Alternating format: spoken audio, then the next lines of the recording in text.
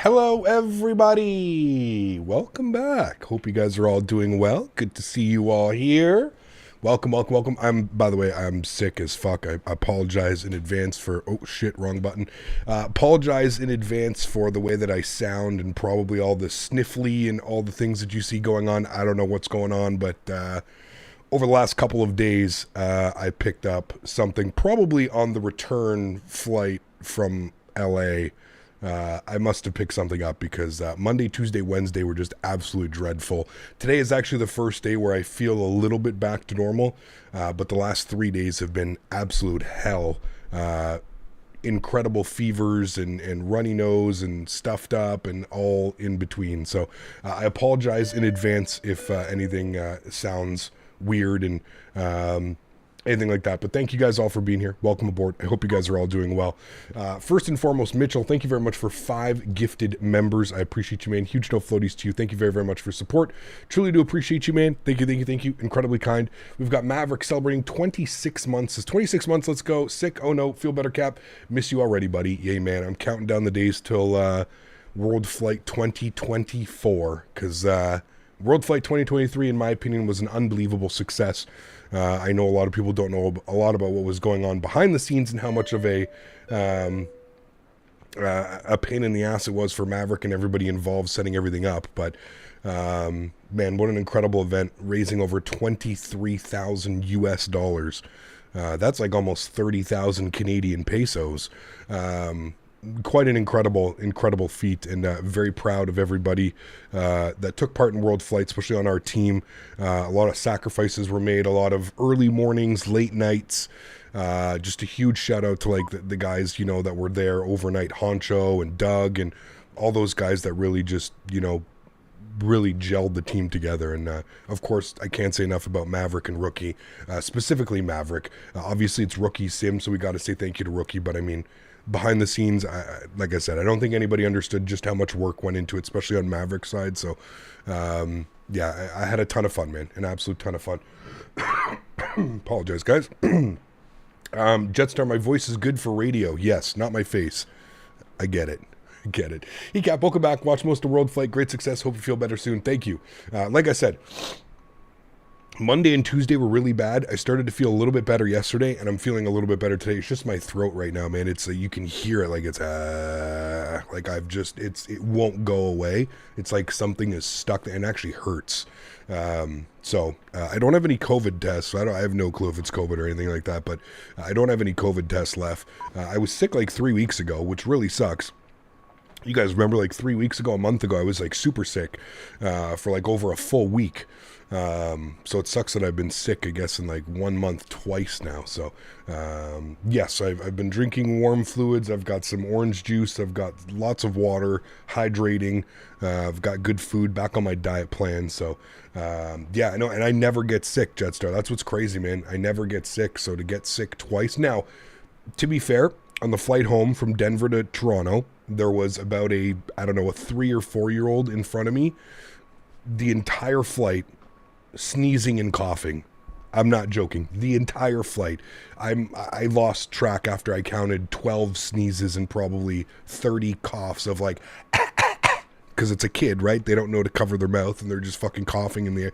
So I remember thinking in my half days, because I was up at like 3 a.m, I remember that I was like, well, if I'm going to get sick, it's going to be because of this. And yeah, lo and behold, got home Saturday night, was fine Saturday, was fine Sunday.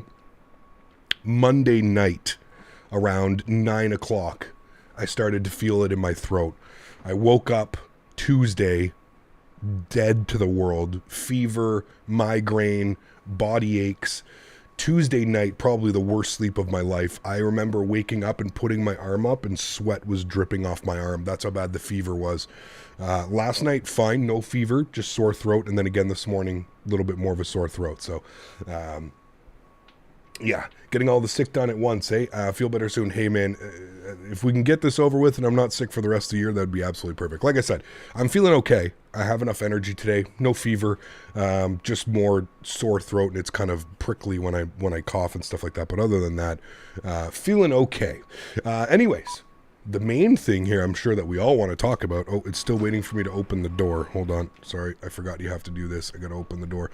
The main thing that I'm sure we're all here to see is yes, I have broken down. I am a weak individual. You can all let me have it in chat. I'm tired of flying the 737 and the A320 all the time, chat. I said it. I'm over it. I love the A320. I love the 737, but I need something different. There's only so much that I can do before I'm like, okay, this is just so stale. Here we are. The E-Jets, the FSS E-Jets, 10 months after release. So at least I held off for 10 months, chat. You guys know I was a huge... It's clear that you're sick. You can blame the purchase of this plane on day drinking all the NyQuil. Exactly. No sick little rugrats stuck in this little plane. Yes, lots. Huge stuff floaties to you, C2A. Thank you for the support, my friend. Yes, if anything bad happens today, bad landings, anything like that, we're gonna be blaming it on the sickness. Yes, absolutely. But yeah, that's really the only reason behind it, chat. I got home from World Flight and I was sitting here and I was like, okay, so do we jump in the A320 because we're not flying the 737 because I just flew it for like 3 weeks. I was like, are we going to jump in the A320? And I was like, damn, man, I'm just, I need something normal, I need something different. I got to stop flying just the same two jets. It's just becoming stale. And, well, lo and behold, here we are. This is really one of the only other options other than like flying, the headwind or the what's the other one? The headwind is the A330. Who's the other one? The heavy division, not heavy division. Who's the other one that did the 787? Anyways, could do the 310. Yeah, I mean, we flew the 310 not that long ago. It is a great aircraft as well. In reality, I'm really just waiting for the 319, the 321, and of course the A300 by any builds. As soon as we get the A300, the 319, the 321, I think that'll hold me over until we get something else. Horizon mod, thank you. Yeah, not the Kiro, the Horizon mod. Yes, thank you. Who is that? We got Lee coming in with the 5 gifted members. Thanks so much, Lee. Appreciate you, man. Huge no floaties to you. Thank you very much. Jason as well, becoming a first class member. Jason, huge no floaties to you, man. Thank you for the support, guys. Truly do appreciate you, man. Thank you, thank you, thank you. Don't you have X-Plane installed? Love to see the Felis 747. I do have X-Plane installed. The Felis is, I don't mind the Felis. I'm just not much of a classic aircraft type of guy, especially like a 747-200. That thing takes like an hour and a half to get off the ground. I don't mind it, but it's just not something that I always tell people, if I'm going to create content, I want to create content on something that I enjoy flying. I don't want to feel like I'm forced into a corner to fly something. That's kind of how I feel about a lot of like the older X-Plane, aircrafts and stuff like that. The Felis being one of them, the FlightSim 727. It's not that they're bad aircraft. It's just that I personally don't enjoy that type of stuff. The MD-80 is another good one, right? So they're great airplanes. I just don't necessarily enjoy flying them, and that's the real reason. Can we expect a pushback chicken complete emoji anytime soon? Fuck's sakes. This guy, man. I think we might have got Daniel Barry a little bit too much invested in the California Chronic. We killed Daniel Barry. Best food you had last week. Best food that I had last week. Honestly, probably the Korean barbecue we had in downtown LA. We went plane spotting at LAX on Wednesday, and we ended up, instead of like driving home in the traffic and taking 3 hours, we found a Korean barbecue, where you cook the food, like you have your little grill in the middle of the table, and you order a bunch of food and you just cook it on the grill in front of you. That was probably the best. In-N-Out was absolutely spectacular. We went to Texas Roadhouse. Texas Roadhouse was actually, I don't know what I was expecting, but Texas Roadhouse definitely exceeded my expectations. I had a good time there. I don't think we had a bad meal, to be honest with you, man. We got everything that I wanted to do. We got Dave's Hot Chicken, In-N-Out, Chick-fil-A. What else did we do? We had everything, man. We basically had everything. Famous Dave's was okay. The ribs were good. We got some burnt ends. They were good. The cornbread was good. The sides were good. Man, we brought home a French silk pie. That was delicious. Down home banana pudding. Delicious as well. Raisin Canes was great. Yeah, we had Raisin Canes twice. Yeah. It was a good one. Like I said, I don't think we had a bad meal, to be honest with you, man. Yeah, it was okay. Famous Dave's is mid for barbecue. Yeah, listen, I totally understand that. It's chain barbecue. It's not going to be like, it's not going to be a smaller mom and pop shop type barbecue and stuff like that. But for what it was, for the time of day that it was perfectly fine. Yeah. Disappointed that you didn't hit up Pink Side. It was just too far, man, AJ. By the time that we had opportunity to go and check it out, you have to remember, man, everything was time constrained, right? Every single thing was a time constraint there. So hello, Captain. Yeah. Glad to see you again. Hope you get better soon. One Diego. question. How does it feel to watch the A380 landing so close? Crazy. That was probably, besides the obvious, seeing Maverick and Blue and all the guys that I know and being part of World Flight, that was obviously the highlight of the trip. Being there with, Mopar, Dan, Flyboy, seeing all my friends and stuff, that's obviously the highlight of the trip, and being able to do this type of experience with them. But followed very closely by second, if not tied, was being able to plane spot. As somebody that lives in Ottawa, I think the biggest aircraft that we see here is probably like a 767 maybe come in and land, a FedEx or something like that, which is even rare in itself. I guess now we have the Air France A330 that does direct service out of Ottawa, but yeah, to be able to see 747s, A350s, 787s, A380s was just incredible. To hear the roar of those engines when they're coming over and like they're maybe 100 150 feet in front of you, it's just incredible, man. It was an experience I'll always remember. Being an avid flight sim enthusiast and somebody that's been, flying into LAX on simulators and being able to see most LAX sceneries will have the in and out modeled in the little plane spotting area because it is so iconic. So to be able to go there, to be able to get some YouTube shorts and record a bunch of videos and again, take it in with friends and stuff like that, it was truly amazing. To go to the in and out, to go to the 7-Eleven that's right there, that, like I said, that's been modeled. I've been flying into it for 10, 15 years, you know what I mean? So it was absolutely incredible. The seeing the 747, the 380, the 350 landing, I mean, what an absolute beast of an aircraft. So I had a great time. I'm super glad that I took a couple days when I got back home because man, oh man, oh man, it was basically nonstop for like 8 days straight. When you factor in the fact that I had to be at the airport for like 4:30 in the morning as well. Dan and I had a 5:15 a.m. flight out of LA, so we had to be at the airport for like 3:30. So yeah, it was a pretty insane week, and I'm had a ton of fun. I would do it over again anytime. I hope we're going to be doing this in 2024 again. Fingers crossed that Maverick and Rookie and all those guys agreed to doing something like this again in 2024 because I think it was incredible. Obviously, some things I'd like to change and some things I'd like to add for 2024 to make everybody's experience a little bit easier, but we'll work on that when the time comes. But I had a great time. And I more importantly, like I said, man, raising over $23,000 with a group of like 15 guys is absolutely incredible. So I can't speak enough about the community, the FlightSim community, you guys, everybody in chat that helped out, all the donations that came in, all the giveaways that were won. Thrustmaster, I mean, how can you say enough about a company that basically, between the 5,000 in donations that they gave to then giving away thousands of dollars worth of yokes, joysticks, captain packs, everything in between. It was just incredible. And everybody else that came in, being able to give away the CDUs and FMCs and the raffles. Yes. Well, no, it's done. We're fine. I don't have to call it a raffle anymore. We're done with the event. So yeah, it was absolutely incredible. Unrelated, but Allegiant will now be flying out of MCO next year. Very cool. Very, very cool. Kept quiet. Good to see you, man. Welcome back. Anyways, enough about World Flight. We can talk about that when we get into the air. We are back in our sim. We've got the FSS FlightSim Studios E175. As mentioned, this aircraft came out about 10 months ago.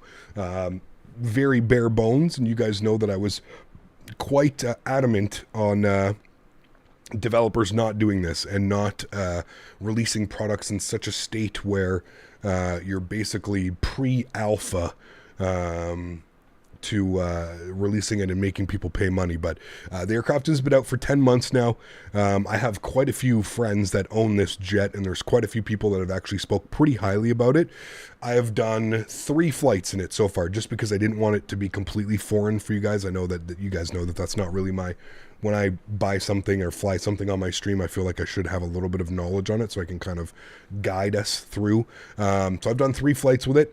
There is some good, there is some bad, and there's some mediocre. I don't know if the good outweighs the bad. I don't know if the bad outweighs the good. I will say that it is enjoyable to fly, and I think that's the main point. The flight model, the flight characteristics, I do enjoy. It is fun. Obviously, the lack of a VNAV path, really anything to do with like VNAV, is obviously the big sore thumb in the room. I would have liked to have seen that 10 months in, other than that, I do think it's an enjoyable aircraft. I have faith seeing the aircraft now and flying it a couple times, seeing how much work has gone into it. I do have faith that this will eventually be a product that I think that I can suggest and recommend to you guys. Right now in its current state, if you're bored, if you're looking for something different and you're completely okay with not having VNAV and having to descend the jet using old math, the three rule, take your altitude divided by 3, that'll be your descent. If you're okay with using vertical speed and flight level change, then I think you would be okay.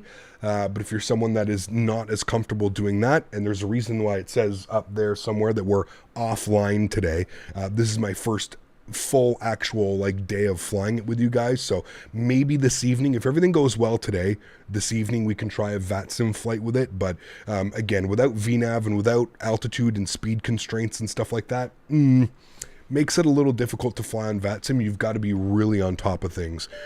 So just keep that in mind. Sorry, you guys are coming in here. We got a bunch of people coming in. Who was that? That was Natural Born Keeler. Good to see you, my friend. Back into business class. Huge no floaties to you, man. Thank you very much for support. Really do appreciate you, man. I'd also love to see being able to go direct to final. Yeah, I mean, that's another thing, right? So thank you very much, Natural Born Keeler. Thank you very much, RJ, for 5 months. Is HCAP 5 months going? Dab for 5 months. Huge no floaties to you, man. I don't dab, but thank you for the support. Appreciate you, man. TSC 777, 13 months. Is fly this jet into London City sometime. Yeah, don't they take the 170 into London City or something like that, I think? Yeah, so thanks for support, man. I appreciate you, dude. That's how we flew on VATSIM. Well, exactly, Will. So that's why I'm saying, if you're comfortable with that, I am comfortable with that. I don't really have a problem, Will. Now, you're buying an aircraft. Good to see you, my friend. Pitchforks. I agree, Will. Like I said, if you're comfortable with flying on vertical speed and level change and kind of doing the simple math of equations of taking your altitude, dividing it by 3, that should be your number where you should start your descent. If you're okay with doing stuff like that, then I think this jet is perfectly fine and you'll have fun with it. But if you're somebody that isn't quite as advanced in that and you kind of rely on system depth like the PMDG or the Phoenix to give you top of descent markers and kind of, you know, constraints and stuff like that, then I would say maybe hold off. But yeah, I'm okay with using vertical speed and doing a little bit of math. I'm perfectly okay with that. So yeah, Cal, thank you very much for the dollar donation. It has to be $3 or more, Cal. Says, I'm worried for you, Capt. If you ended breaking down and flying this in progress piece of work, you might fly Captain Sim 777 for aircraft diversity. No, I'm never going to. Here's the thing, right? And I knew that this was going to come at some point today. Here's the thing, right? So the Captain Sim products, you need to buy that airplane and then you need to put a freeware mod in it to make it flyable. This doesn't do that. This has all of the systems that you should need out of the gate. Yes, it doesn't have VNAV. We've already discussed that, but everything else is here. I didn't need to buy this aircraft and then take a bunch of freeware mods and implement it into this aircraft to make it flyable, right? That's the big difference. That's why you won't see me flying the Captain Sim. That's why you won't see me flying the Latin VFR aircraft. I'm not interested in those. I'm interested in the standalone products, the product that is good enough to fly by itself without me having to mod the shit out of it with freeware mods and stuff like that, right? So that's the major difference with this one, and that's exactly why I'm flying this aircraft. Now, that being said, we've set on the ground here for, 25 minutes already. Let's jump inside the aircraft. Let's get this bad boy program ready to rock and roll. Andre, 8 months, says 1 more month till the YouTube baby arrives. Oh, baby. Thanks for support, man. I really do appreciate you, dude. Thank you for the support. Huge no floaties to you. All right, let's do it. Let's jump inside the aircraft. Let's get this bad boy program ready to rock and roll. First things first, I guess we can talk about the external modeling. The modeling is fantastic. I've yet to really see anything that's jumped out at me that says it's not good. I love the stance of the Embraer. If you actually look at it, it looks like the nose is a little bit higher. It kind of has like that muscle car, sports car kind of look to it. I really do like the modeling. I think the external modeling of the jet is phenomenal. Now, I don't think that they actually did the modeling. I think that the external modeling was done by Xcraft, who does do great work. They're over on the X-Plane side of things. They do great modeling. They do great work. So 1 point there for the modeling and the texturing. I think it's actually done incredibly well. As for the cockpit, well, here's the cockpit. As you can see as well, I think that the cockpit is okay as well. Texture-wise, it's an Embraer. They're weird. The bicycle handle yokes and everything, it's very simple. Kind of reminds me of like a CRJ, if you will, especially the overhead panel. Very similar to the RJ. Absolutely, whoever's riding jump seat today, do not touch the fire handles. I don't care if you're on magic mushrooms or not. Do not touch the fire handles, Kappa. It was on a Alaska as well, wasn't it? I'm pretty sure. Pretty crazy. So that is that is that. I don't see anything wrong with it. It's not terrible. It's not the best modeling I've ever seen, but it's not bad. And that being said, let's power it on. I'll turn up the sounds for you guys here. We'll go ahead and get the battery switch 1 and 2 on. We'll go ahead and get the GPU on as well. Aircraft comes to life. Sounds are I'm going to say sounds are about a 6 out of 10. They're definitely good. They're not like PMDG Phoenix level of good. I would rate those ones about 8 or 9. I'm giving this about a 5, 6 on the sounds. I think they're okay. They're not the best sounds I've heard. They're definitely not the worst sounds that I've heard. So, fire extinguisher test. There you go. Okay, they work. Cool. Let's go get the bad boy program ready to go. Smoking can go on. I'm going to arm our emergency exits. Nope. Armed, good. Everything else looks good there. I'm going to put the APU to on so that the door opens when we're ready for that. Main panel brightness can go up. Overhead panel brightness can go up. Pedestal brightness can go up as well. Everything looks good there. We've got our nav lights on. Everything looks good. We'll wait for pushback till we get elect pump 3 on. Everything's good with the overhead. Very simple. Like I said, kind of like an RJ. It's very simple. Everything's kind of there. Beautiful. Let's go down here, and one good thing I guess that we can speak about is it comes with a tablet. Very intuitive. If you want to open up the cargo door, you press that button, the cargo door opens. You want to close the cargo door, you press that button, the cargo door closes. You want to open up your front door, it closes just like that. So it is intuitive. You can open up all the doors. You can hear that there are sounds going on in the background when you open it as well. It is a little bit tricky. It took me a little bit to kind of understand how this EFB works. It is a little bit weird. But other than that, I think once you get it a few times, you'll be like, oh, okay, cool, I understand it. Yep, that's pretty good. So what we're going to do is we're going to go to flight details. We're going to add a flight. We're going to go import from SimBrief. So it does have full SimBrief integration, which for me was a huge plus. I don't know if I would have bought this airplane if it didn't have SimBrief integration. If I'm being honest with you, I absolutely dread the whatever this is. This is a Collins, or no, this isn't a Collins. I forget what this is, but this FMC drives me absolutely bananas. I absolutely hate it. Portland, Vancouver, Horizon 2028. Departure, that's all fine. Yeah, that's all good. Cool. We'll accept that. Then we'll accept it again. Here is our flight plan. You can see we've got everything down here. Block time an hour and 15 minutes. Got 87 passengers on board. Cruise altitude is going to be 25,000 feet today. We've got our flight plan. So that's all good there. Beautiful. What we're going to do is we're going to go over to departure now, and we're going to plug in some information here. So you can see here our load sheet. So it's grabbed this from SimBrief. This is not me doing any of this. It's grabbed it from SimBrief. What we can do is we can calculate our weather. So winds are 320 at 5 knots. Outside air temperature 45 degrees Fahrenheit. It should give us Celsius, but it's Fahrenheit, and altimeter is 3007. What you're going to do now is you're going to go to your runway selection, and you're going to go runway with winds like that. We're going to expect 28 left. 28 left's right behind us that way, actually. So we'll expect 28 left, and we're going to go conditions are dry. And then what you do is you can set up 2 different types of departures. Up her back door, you buy a bottle of wine. Jesus Christ. C2A, huge no floaties to you, man. My goodness, I missed those donations. This fucking guy. Flaps are set position 2. What we're going to do here is we're going to select 28 left again. The surface conditions are dry, and we're going to go with a flaps 1. So we're going to see the 2 differences between a flaps 2 departure and a flaps 1 departure. And what we're going to do is we're going to calculate, it's going to do its thing, and we're going to go instant down here. And that's going to load the aircraft. So the aircraft now has all of that parameters set here. You can even see that we've got the captain, first officer, aircraft ID, all that information there. Beautiful. Once you've done that, and once you've done the loading process, we just did instant because we are boarding through GSX and all that stuff. So that's good. We'll go to the manifest page, and then you can see here that we've got our manifest. So we've got GTOW, so it shows our gross weight 75,720, shows our zero fuel weight 69,337, shows the captain, myself, Kyle. We've got our flight number, we've got our off time, we've got our winds, we've got our CG weight, we've got our zero fuel weight CG. It says how much fuel we have. It says, I don't know what that is, A and B, maybe alternates or something like that. And then it actually shows the forward cargo and the aft cargo, how much we have there. And then here is the information that we need. So PDX 28 left, 11,000 foot runway. It's got all of this down here. CG 20.6, flaps 2 shows our V speeds, shows our trim, and then it also gives us our secondary, which was down here that said PDX 28 left and then flaps 1 departure. So we can actually choose between the 2 of them. There's really no difference other than I'm seeing that flaps 1 doesn't really make sense. 139, 146, 143. Those numbers should be switched. It should be 139, 143, 146.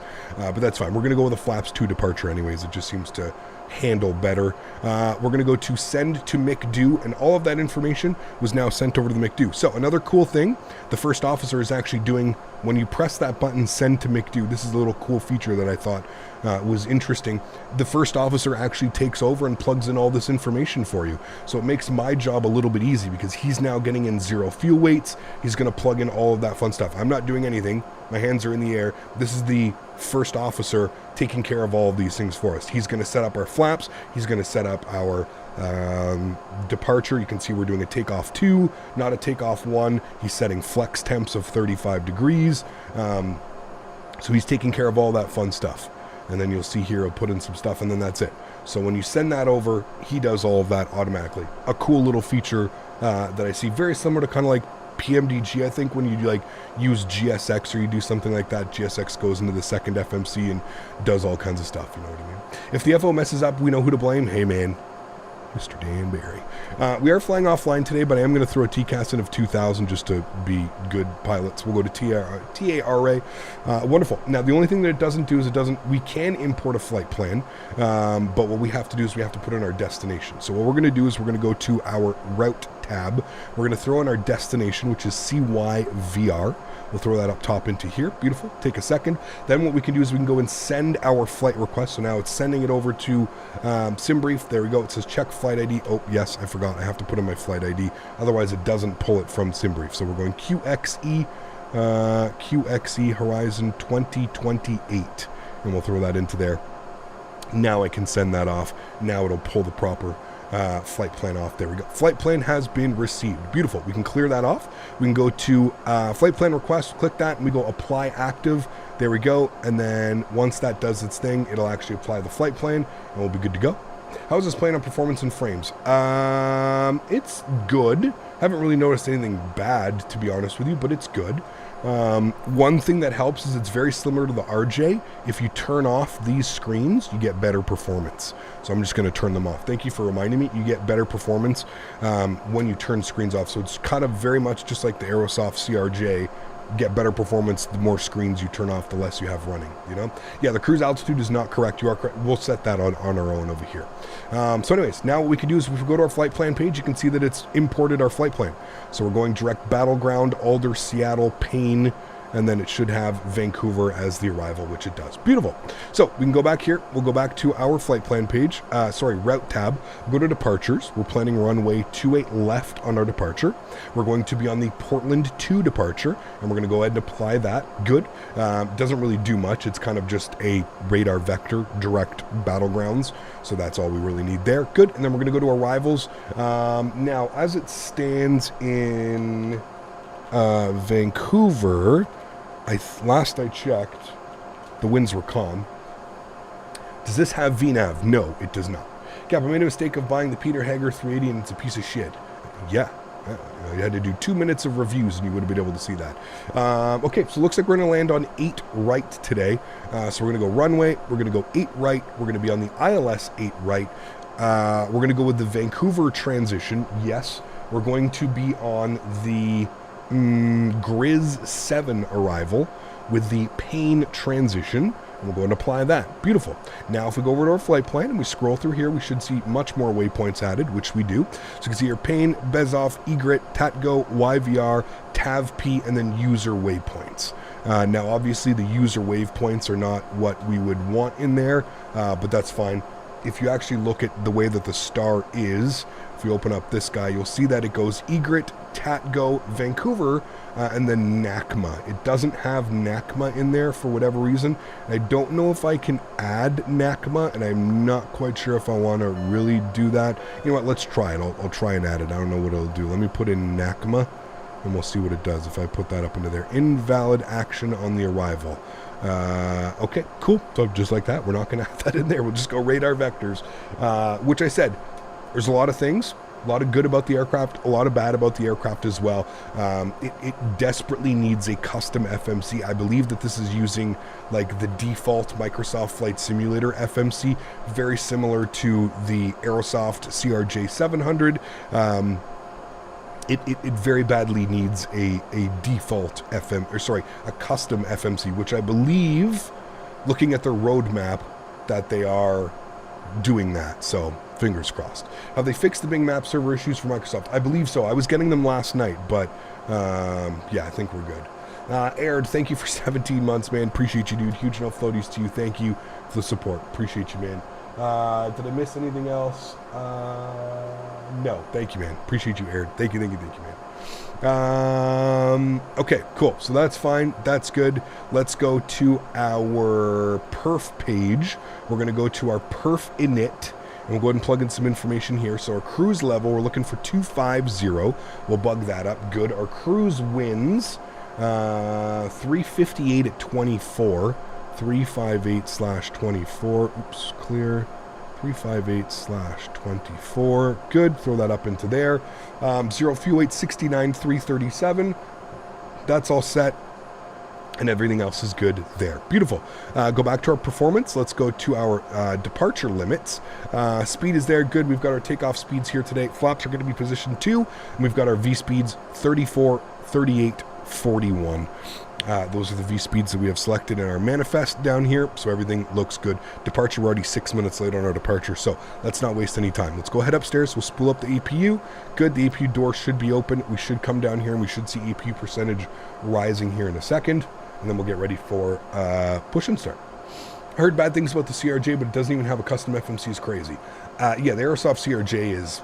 The only reason the Aerosoft CRJ is what it is because it was the first commercial aircraft that came out for Microsoft Flight Simulator. I feel like if the CRJ came out today after the PMDG 737, after the Phoenix, after the AnyBuilds A310, that it would have been laughable. I don't think anybody would have bought it.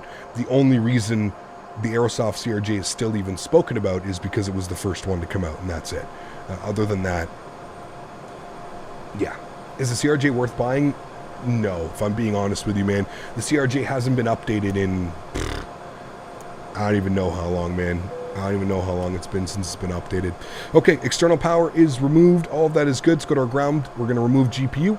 We're going to remove the wheel chocks. We're going to remove the cones. We're going to remove the safety pins. We're going to go to GSX. We're going to prepare for pushback and departure. Beautiful. Nope, we don't need to worry about that. Cool. That's like a 4 out of 10 points off its immersion rating. I would agree, yeah. Right now, in this aircraft's current state, I've been trying to think about what I would rate it. I think I'm going to rate it about a 5. Hello, Captain. We are like I said, if you're like myself, you have thousands of hours in the simulator, you're a little bit starved for something, I would say, sure, go for it. It's a fun little aircraft where I think we can all kind of have fun with it. But if you're somebody that's looking for a little bit more system depth and a little bit more, PMDG style, Phoenix style, this one probably isn't for you, or at least wait till they implement, custom FMC and some of the other things. Some of the click spots I've noticed are a little bit weird. You have to really have your mouse exactly where it should be. If you're a little bit off, even though you can see right now it's showing that I'm in the scroll wheel, even though you're here, it's not scrolling. So some of the click spots seem to be a little bit off as well. I have noticed that. Yeah. Is the E2-190 in this pack? No. This pack right now is the E170 and the E175. I believe that once these two aircraft release in full, they are going to be releasing the E190 and E195. I don't know if they're going to do the E2, but you can also hide the build number next to the left by clicking it. Yes, correct. Yes, you can do that there as well. Nose right facing southeast on taxiway Tango. Nose left facing northwest on taxiway Tango. I think we're going nose right. Yes, nose right. All right, let's go and release the park brakes. Beautiful. Due to icing conditions, please stand by for engine start. Don't worry about that. There's zero icing conditions. There's our pushback. Beautiful, looking good. And what we can do now is, this thing's pretty simple when it comes to engine start and stuff like that. Just make sure everything is, this is on, right, chat? So this is the auto position. If you were to turn something off, that would be off. It's very weird. It's different. So that's kind of how that works. You actually just heard the bleed systems turn off when I did that. So what we're going to do is we're going to go and open up this guy. And we're going to go and spool up engine number 2. Quite simple like that. I'll give you a nice little wing view here. And engine number 2 is going to spool up here in a sec. Hope to do the E2s eventually. The virtual qual one looks pretty, but are atrocious to fly. Yeah. See, this is actually fun to fly. What's the best yoke and throttle quadrant to use for this plane? I'm just using my Thrustmaster. So I'm using my Thrustmaster Boeing yoke and the Thrustmaster Boeing throttle. That's what I'm using for it. It seems to work perfectly fine. So, yeah. When you start the stream with E175 active, get up. What's that, sorry? VNAV would really make it fine. VNAV and custom FMC. I think once this aircraft has both of those things, it'll actually be decent. Yeah. There was an interview where it was mentioned that MS 2024 will compete with Forza Horizon 5 considering the ground detail. Interesting. We'll see, man. The best throttle is the Honeycomb Bravo TQ by a mile. Depends, man. Depends what you're looking for. I mean, I think they're absolutely great throttles, but they have some Q&A. Not Q&A. They have some issues, man. My Honeycomb Bravo, the reverser wires, the wires that are attached to the reverser have snapped. So I don't know what the hell I'm going to use for reverse thrust now, but yeah. Ground crew lady almost walked into the engines. Yeah, they're kind of silly, aren't they? All right, we've got one good engine. We'll wait for pushback to complete, then we'll fire up engine number 1. VNAV's overrated. Going direct to waypoint is essential. I would agree as well. Yeah. Please set parking brakes. Park brake is set. Good. We'll go ahead and spool engine number 1. Start. Good. How was World Flight? Incredible. Incredible, man. Had a great time. Thanks for asking. I'm going to fix this view, though, so I'm not like right there.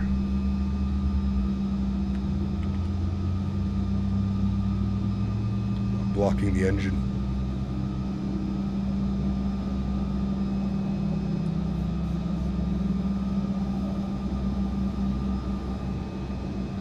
Hope the A220 is still going to release. Yeah.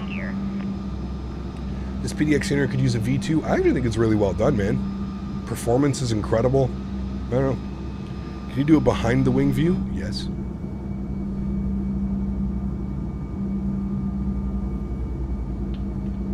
Someone stole Gormfield? What do you mean? Bypass pin removed. Do those static aircraft come with the scenery? Yes. Right is clear.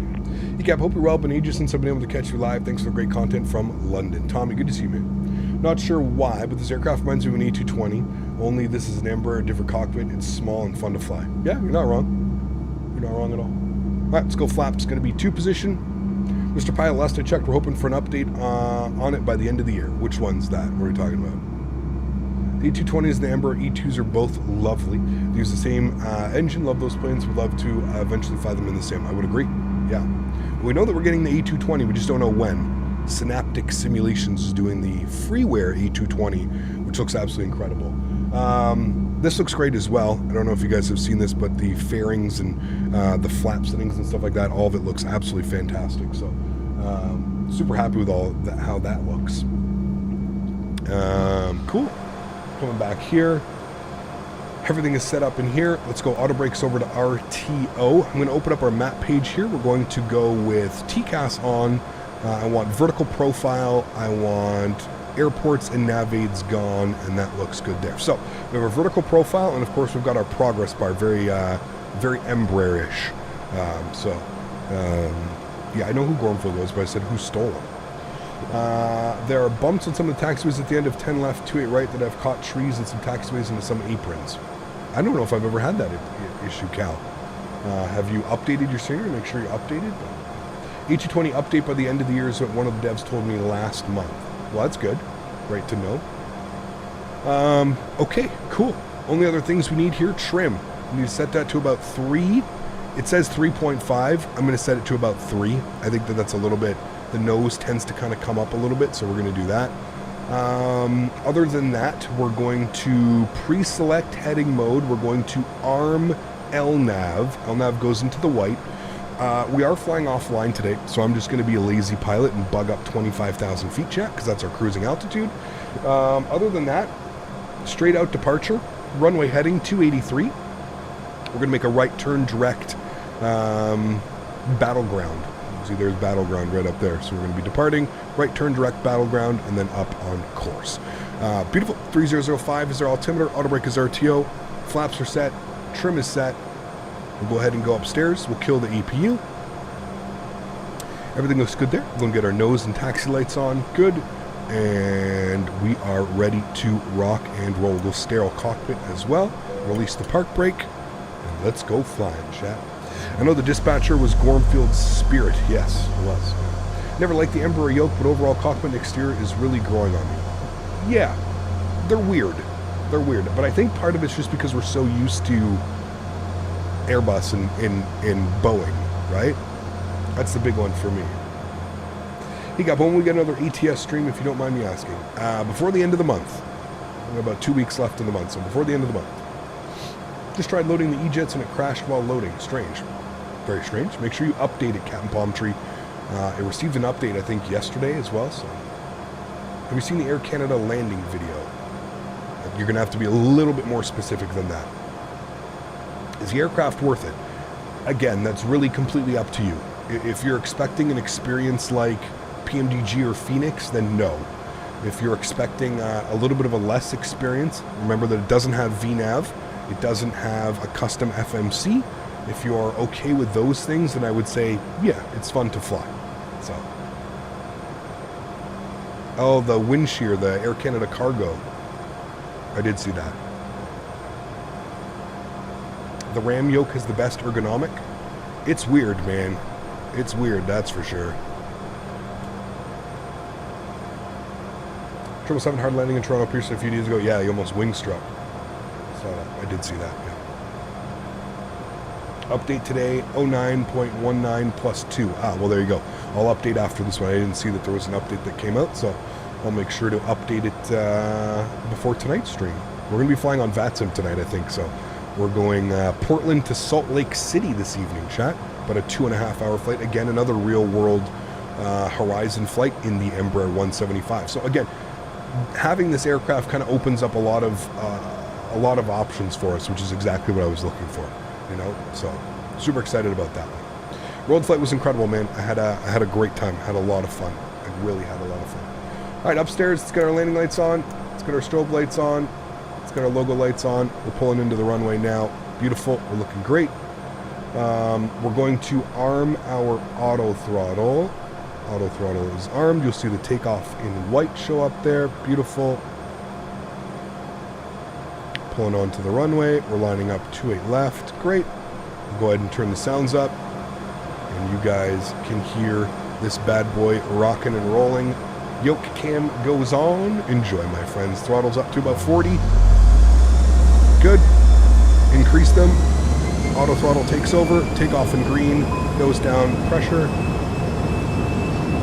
Airspeed is alive. Takeoff power is set. Should hear an 80 knot call out. 80 knots. Neutral.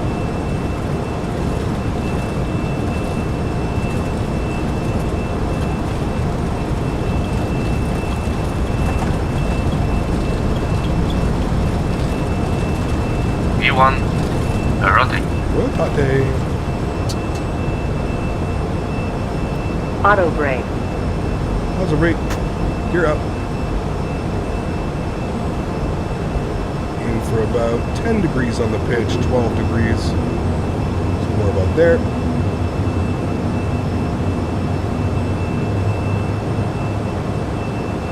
Beautiful. To Erin, LNAV pitch now. Throw on our directors. And we'll go ahead and follow our pathing. Proceed right direct battleground. Climb powers in. We're going to go flight level change, plug up our speed, continue to climb,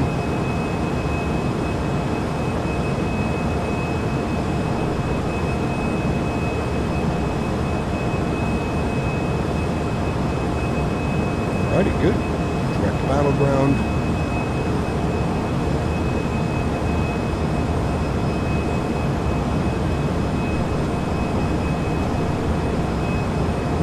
Flaps up 1. Plug up the speed even more.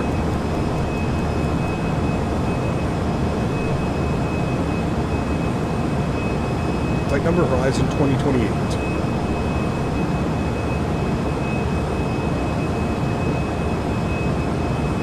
200 knots, flaps clean.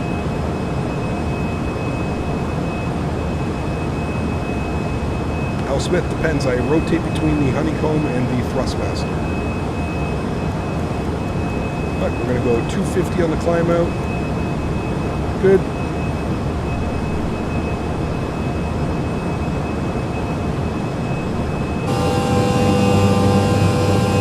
Sounds are nice.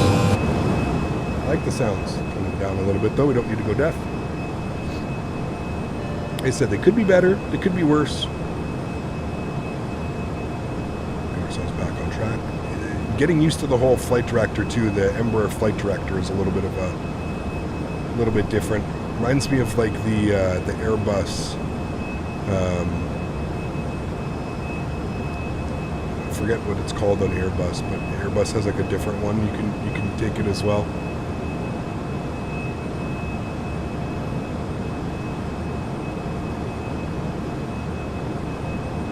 All right, 250 on the climb, looking good.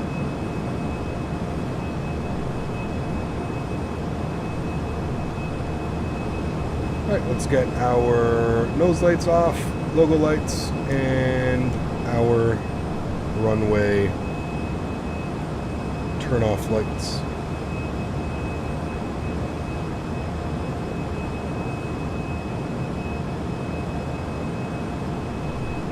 Beautiful views out there.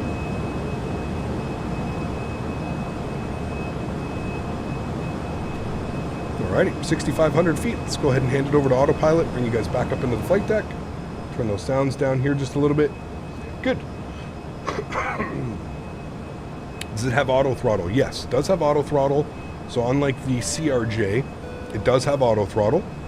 So you can see right now we are in speed hold, autopilot, auto throttle, LNAV, and flight level change up to 250. That's what we have selected. Wing view here of this. Osobo said the INI 20 Neo will be soon in sim update 14. Nice, very cool. Scott, 14 months. Thanks, dude. This is a very important question. Pancakes or waffles? Ugh. Depends where. I think I got to go 60-40 waffles, though. I usually prefer a nice waffle. A Belgian waffle? Hard to beat, man. Fresh Belgian waffle? Ay. It's a hard one to beat, man. Kind of looks like a GA aircraft would have their flight directors. Well, GA would usually be like the cross, right? This is like the... And I don't know if you can change this. Somebody said you can change that, but I don't know if you can. But I actually prefer like the old school, like the cross. I don't know if that's something that you can change. I'd have to look into that, but yeah. Since no VNAV, is there a descent calculator? No, you'd have to do it yourself, Zach. Sounds like you're getting over something. I am, yes. Yeah, I got home and I was, 2 days after I got home, I got super sick. 10,000 feet, landing lights are off.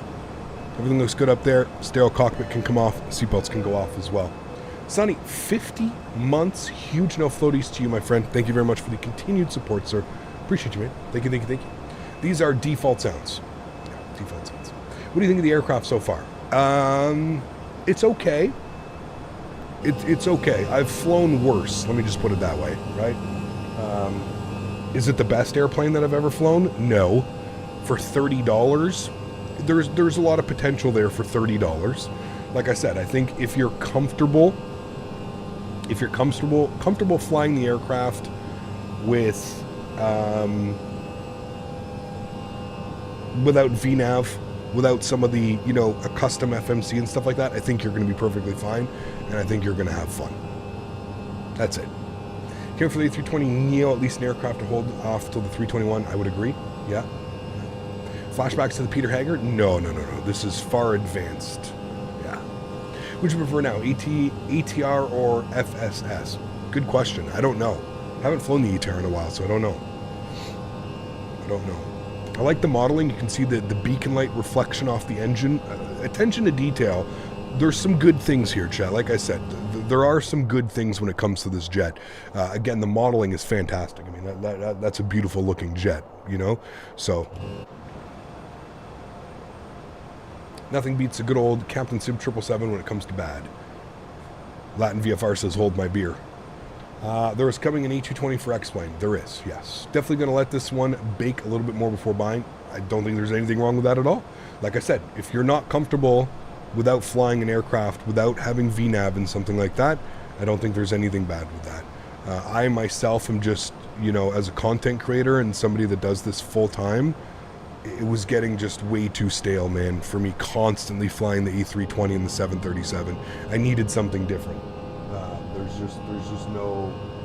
was no way around it. I needed to fly something different. So for me, it makes sense. For you, maybe not, you know? So yeah, it's not their external model. Correct. It is not their external model. Yeah. But even the cockpit, I would say that the cockpit, which is all of theirs, the cockpit looks good. The tablet, basic functionality, but it's all there. It is intuitive to the point where, like I said, you can open up every door and you can, you know, it is intuitive. So it is there, but yeah. There's always X-Plane 12. No, thank you. Cap, what do you think of the 737 sim during world flight? I mean, if you want my honest opinion, it was a little bit of a mess. And I don't want to take anything away from Rookie. I don't want to take anything away from Maverick. But, yeah, the sim was not optimally running very well. I'll just put it that way. Performance issues. It just wasn't... Now, like I said, man, all of that aside, that doesn't matter. The fact that we were able to raise as much money as we did for charity, that's really the only thing that matters. But yeah, the actual sim experience in itself, it was, yeah, kind of mediocre, if I'm being honest. And that's just me being honest. You know that I'm always honest with you guys. I don't really bullshit. I don't beat around the bush. But, yeah. So LNAV works perfectly. Yeah, LNAV's perfectly fine. Yeah, no issues with that.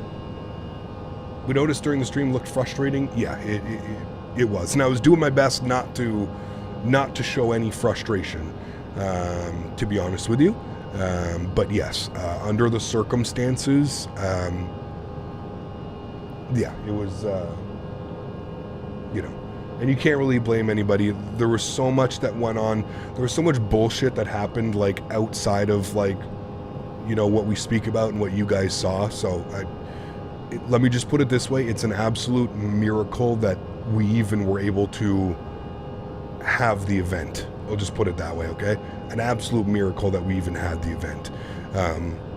The amount of sleepless nights done by Maverick in order to just even get the sim to the state that it was in was simply incredible.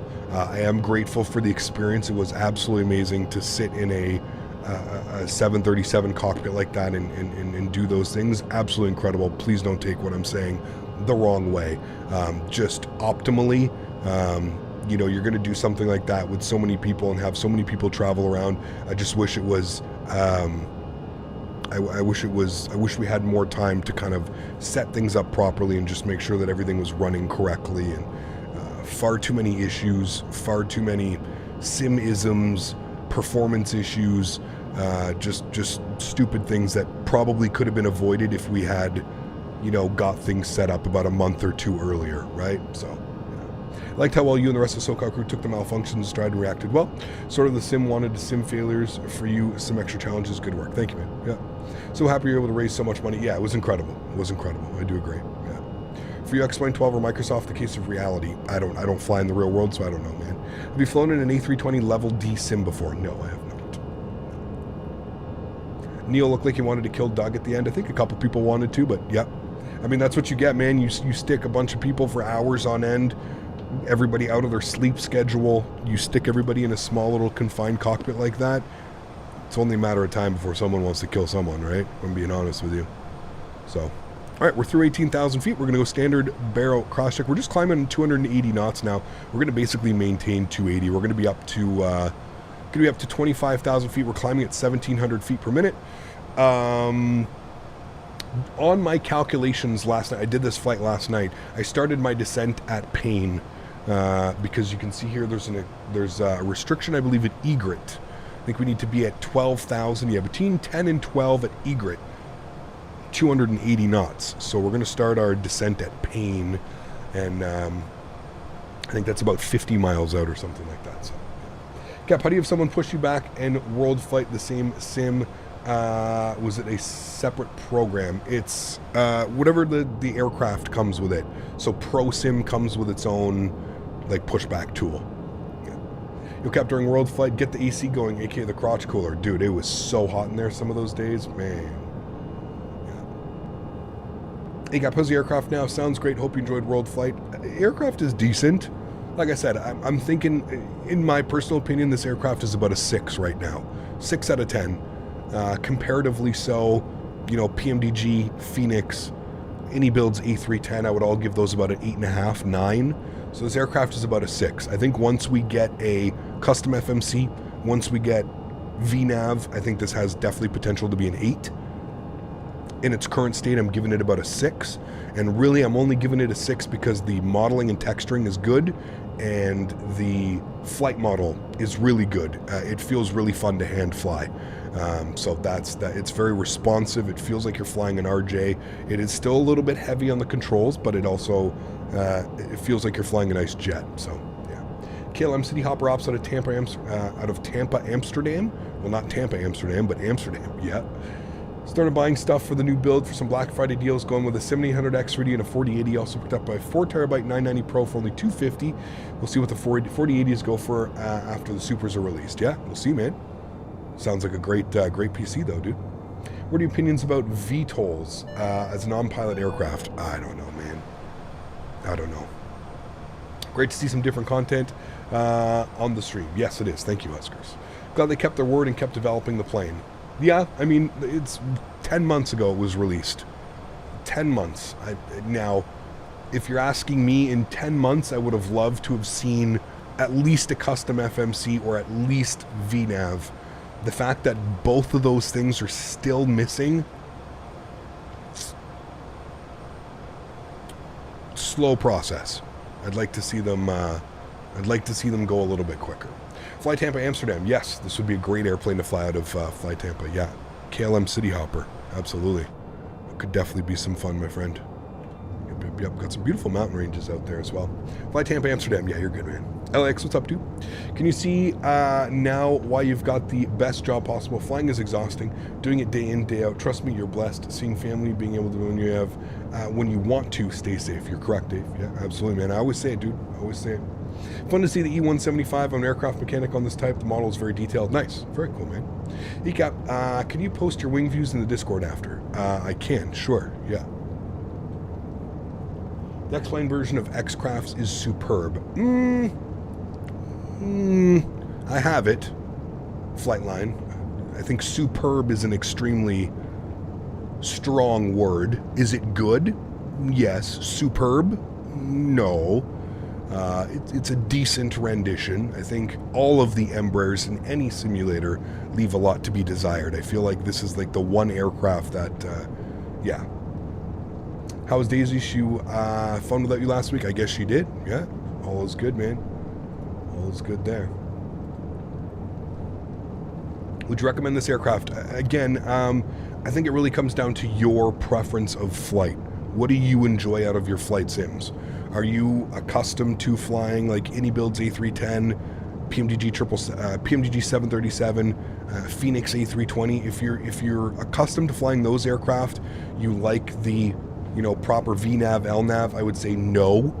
If you're okay with flying an aircraft that has a few hiccups here and there and doesn't have a functioning VNAV, doesn't have a custom FMC, then sure.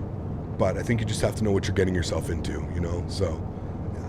Welcome back, Cap. I think the custom FMC and the VNAV will have to be delivered together. The default Microsoft FMC just can't handle it. True. You might be correct. Although, you know what, though, Andy? I don't know, because, look at the default 747 and 787 now. They're using default FMCs and stuff. I don't know. Part of me wants to agree with you, but I'm just not quite sure. Locked on stream, like there wasn't feeling the vape in the cockpit. Looked on stream, they were fine, man. Listen, dude, I got permission by the guy who owns the sim and the guy whose house we were in. So as long as those two people said it was okay, hey man, we're good to go. It is okay. Default 747 and 787 are superb for default aircraft. Yeah. The message wasn't read by the bot. What was your message, Javuz? Because it's a membership. It doesn't read it. It says, how was In-N-Out Burgers? It was great. I think we went 4 times. Yeah, I think we went 4 times to In-N-Out in the week that we were there. Yeah, 4 times, because we had it at the Sim once, and then I went twice with Mopar, and then once with Dan and Chris. Yeah, 4 times. It was pretty good. It was pretty good. Yes, 4 times in 1 week. Yeah. We went the first night that we got there. Like, first night that we got there, we went to the simulator.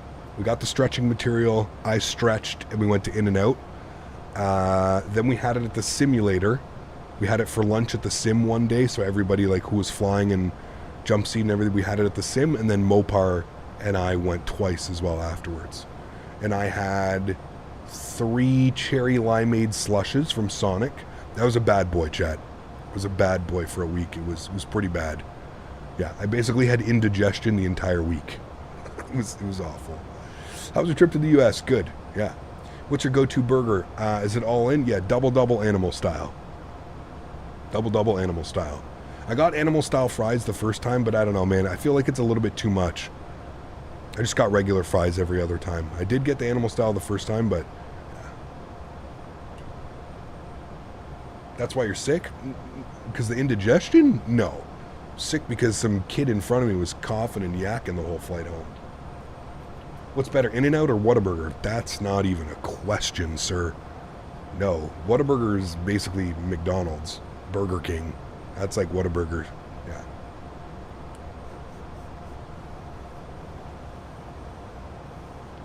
Well, there were a few healthy meals sprinkled in there, Filthy Potato. There was some vegetables throughout all of that. Excuse me. Hey Cap, I've been very much on the edge of buying myself this plane. What are your thoughts so far?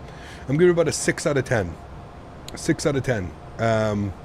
As long as you're okay with no VNAV, descending yourself, kind of doing a little bit of quick math, I would say that it's an okay aircraft. It's fun to fly, but yeah. Lettuce and tomato on the burger doesn't count as veggie. You are correct. Yeah. You just alienated the southern United States with Whataburger comment. I mean, like, it's good, but I like, it's only slightly better than like Burger King and McDonald's. Like, I don't know. Cap, we should change this evening flights to KLM City Hopper. No. We're going to be flying out of Portland, going to Salt Lake City, my friend. We'll be back in the UK next week. Into couch strain is good for colds. Nice. Whataburger is one of the best burger joints ever. That's probably just because I'm from Texas. Yeah, that's not. Yeah. Maybe if you get outside of Texas, you'd see that that's not true. That's not true. And that's somebody that travels to the U.S. all the time. I've tried all the big boys. In-N-Out, Shake Shack, Five Guys. It's not even close. Not even close. Just like fast food places, Whataburger varies wildly by location. The ones here in the South are actually pretty good most of the time.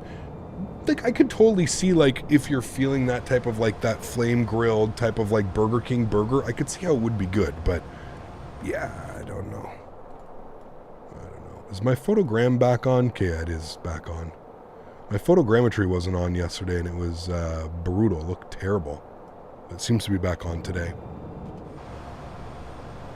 Yavoos, thanks for support, man. It says In-N-Out versus Five Guys. Time for a poll. No fast food polls. No polls yet, man. That's a tough one. I don't know. I've got to try Culver's, the burgers, and custard out. You are correct. I do need to try that frozen custard. Oh boy, that's so dangerous, dude. Yeah. Bing Maps has a major outage yesterday and this morning. Got you. Okay. How do you turn on photogrammetry? In the settings. Press escape, go to data, go to general settings, data, and then it's there. What do you think / hope the AnyBuild secret long hauler project is? What do I hope it is? It's a good question. I don't know. Not sure. Huh. Chat, have any of you noticed the new sunglasses that I'm wearing, by the way? We may have a new sponsor on the channel, chat. We have some very interesting news coming forward for you guys here in the next little bit. But I was wondering how many of you would notice that we were wearing new sunglasses. Oh? Did we perhaps get a new sunglass sponsorship? Any 350s in development? I think there's a freeware 350 in development, yes. Yeah. Kraken, how do you know that? Kraken knows.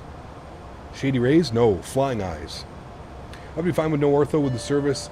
Goes in-op. If the sim didn't run like butt, the frame rate and the stutters are just awful when I'm offline mode. Interesting. Can't believe you took them off in stream. Hey, man. When you get donations like that, it's, you know, when you get donations like that, it's, you got to take them off, man. You look more Canadian with those sunglasses? Thank you. Fortnite or Minecraft? Neither. Yeah. You ever tried Whataburger? I have. Yeah.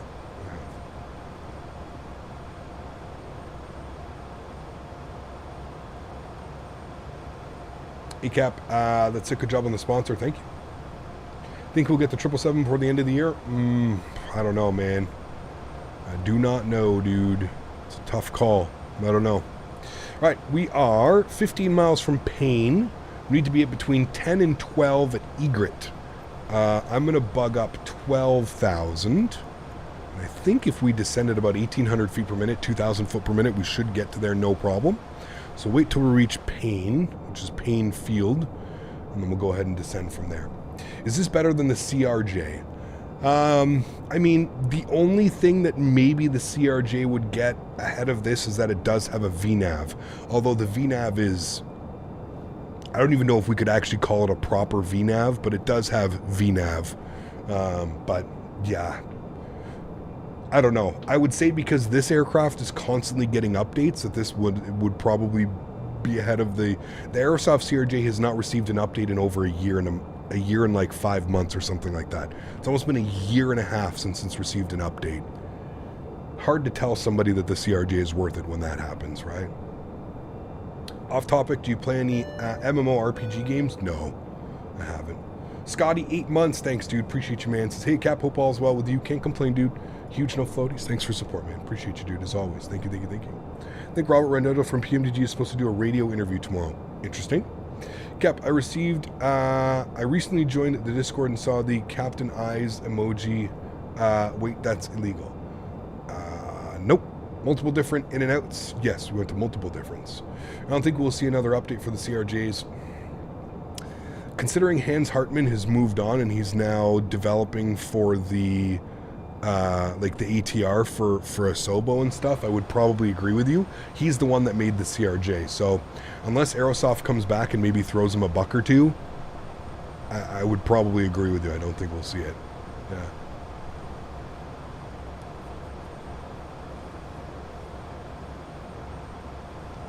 In real life, the CRJ doesn't have VNAV, does it? I believe it does. It's an option. It is an option to add it onto it, I believe. So, all right, 12,000 feet. Let's start our descent. We're going to go vertical speed and descend at about 1,200 feet per minute. Nice and smooth on the passengers initially. Once we break through 24,000, excuse me. Once we break down through 24,000 feet, there we go on the initial descent. We'll go ahead and descend at about 1,800 feet per minute. And that should be good. Cool. Starting our descent down into Vancouver. I don't think they'll ever, I don't think they are working on the 330 at this rate. I don't know what's going on, man. I do not know. All I can say is I fully understand now why, you know, everybody thought that, who's the guy that used to work for Aerosoft and he left to go work for PMDG? What's his name? I always forget his name. He was in here when the tablet released. Mathis. Everybody thought Mathis was the problem. My goodness, I think we've all learned that that's not the case. I don't think Mathis was the problem at all. I think we know what the problem is. It's just Aerosoft in general. Best burger in Houston is Trill Burger. Interesting.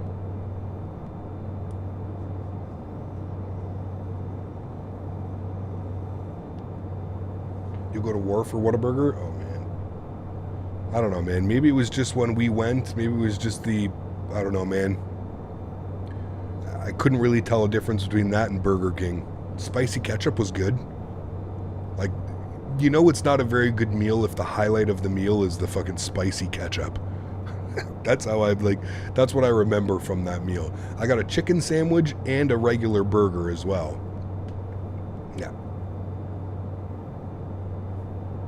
So did Aerosoft give an update? No, I don't think so.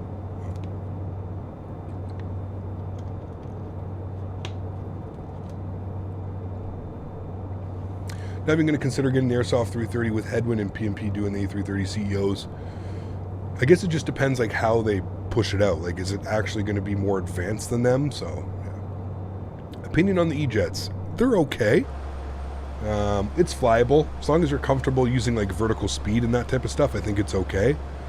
But I can understand. I completely would understand with somebody who spends money, they probably don't want to... have to worry about descending the aircraft using flight level change or vertical speed. So if you're one of those people, I would say wait for the custom FMC and custom VNAV. But if you're okay, I mean, it's got functioning auto throttle, autopilot, LNAV, just doesn't have VNAV, doesn't have a custom FMC. Those are really the only two complaints that I have with this aircraft. And that's pretty much it. All right, we're going to go auto brake low.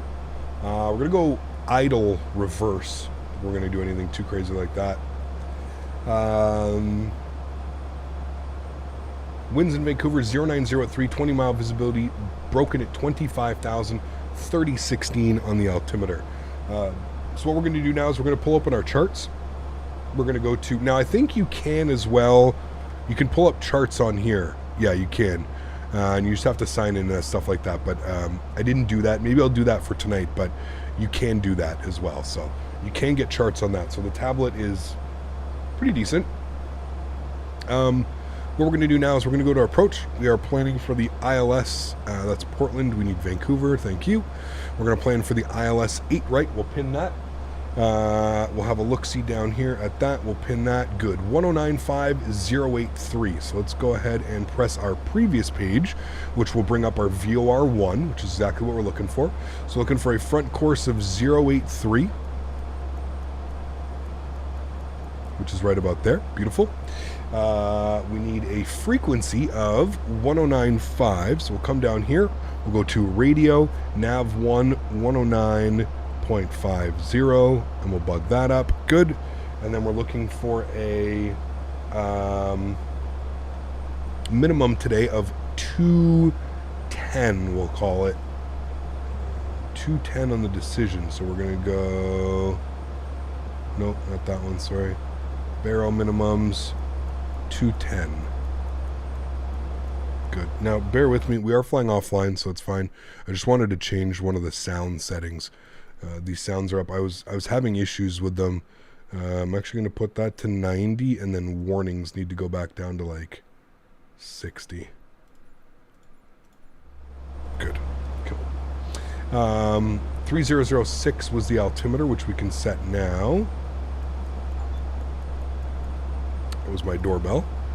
3006 set. Johan, thanks so much, man. 140 Czar. Appreciate you, man. Huge no floaties to you. Thank you, man. Incredibly kind. Thanks for the support, Johan.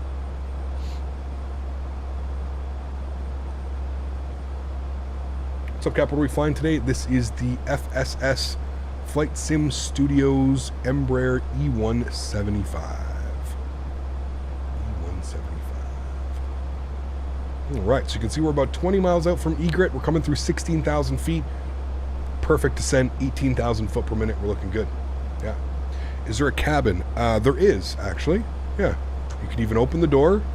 There is a cabin. And it's actually modeled. Yep. And actually it's a custom cabin for a lot of the jets that you fly. It's actually like a custom cabin. So like there's Air Canada, you'll see like the Air Canada seats and stuff like that. Yeah, it is fully modeled. Can you turn the cabin off?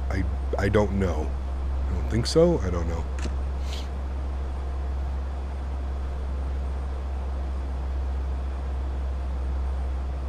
I get you, Cap, but still nothing beats Whataburger Texas Toast. I agree from normal burgers, In-N-Out wins, but nothing has the Texas Toast burgers like that. Maybe. You can turn it off in the EFB. Well, there you go. I don't know where you would do it. In here, maybe? I don't know. I don't know where. If you can't do it in here in the settings, I don't know where you would do it. Oh, aircraft. You can see like what's taking FPS and stuff like that too. It's pretty cool. Operator. Cabin music off. Hide cabin. There you go. I wonder if you get better performance. No difference.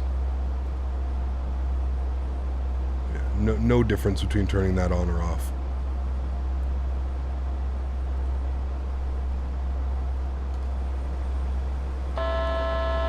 Old school cabin tour takes me back to X-Plane. Yeah. Yep. All right. Well, look at that. We are 8 miles from Egret, 1,000 feet to go. I would say that without VNAV, chat, who needs VNAV? I am VNAV. That's all you need, chat. Yep. Let's do a little bit of calculation. Done. Done like dinner. Good to go. Cool. So we needed 12,000 feet for Egret. We are a jet aircraft, so between 10 and 12. So we're perfect. 280 knots, and then we need to be above 10 at TATGO. And then we need to be above 8,000 at Vancouver VOR. After the Vancouver VOR, we can descend to 3,000 feet, and then we're going to vector ourselves down and in for the arrival into 8 right. Pretty easy. I noticed a frame drop on the external view. You notice a frame drop on the external view? No. I don't. Look at my frames down here. Nothing's really changing. 46 inside, 44, 46... 46, 48, 46, 47. I don't notice a frame drop at all. Or are you talking about like in like drone camera?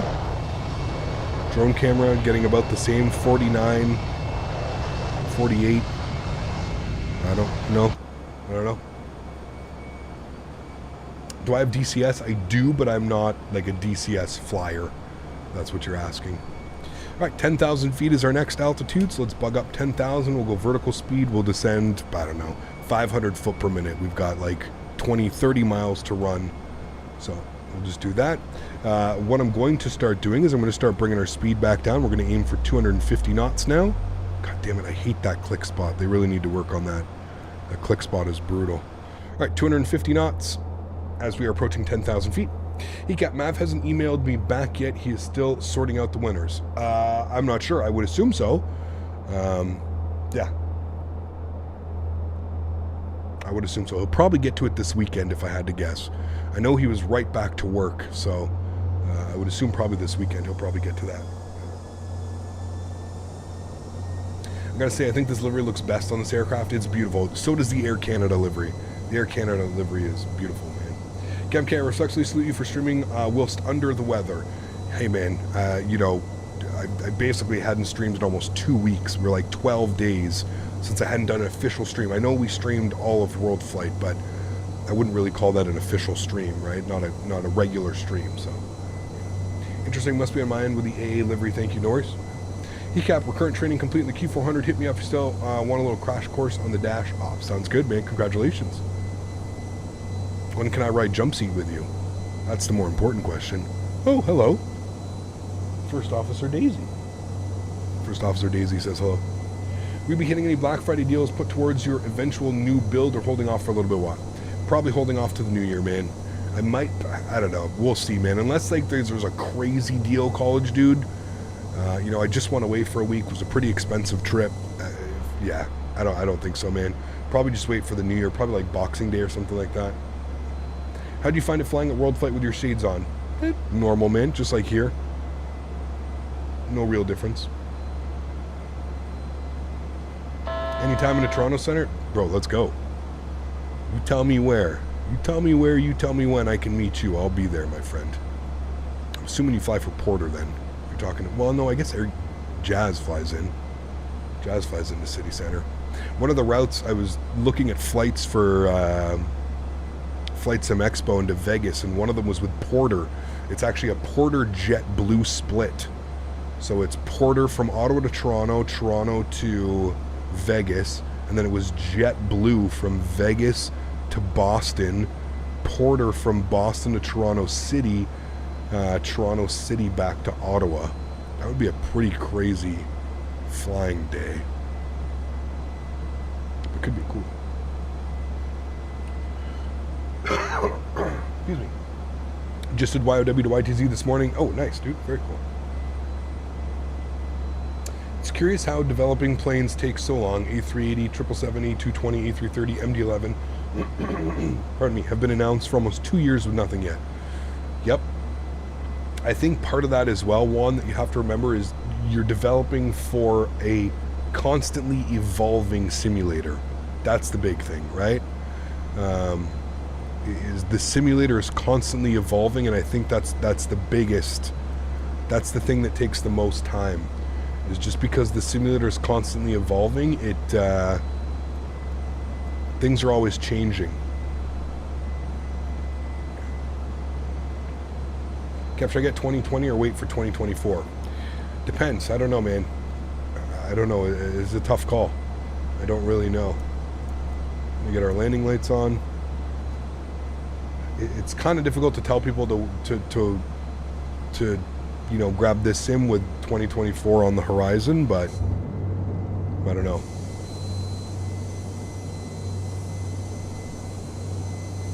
There's White Rock right down here. British Columbia, White Rock. Beautiful place in BC if you've never been.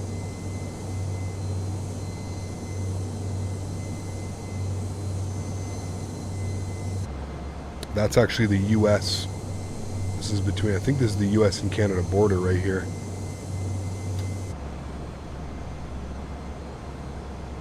And here's that little part of the States that's in, this is actually in the U.S.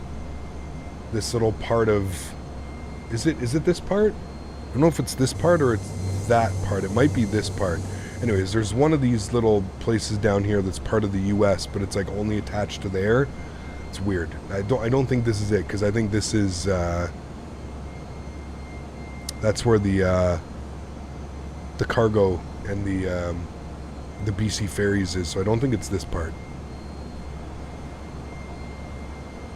Has the issues with Bing been fixed now? I think so. I don't know. I wasn't getting Bing maps yesterday, but I am today.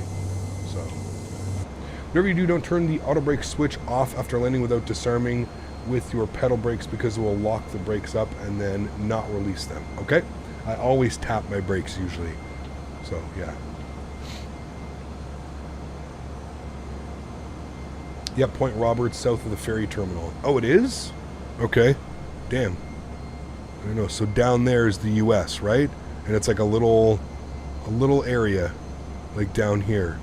It's so weird, dude. Hope the physics will improve with 2024. Yes, the ground physics need to improve. I do agree with you.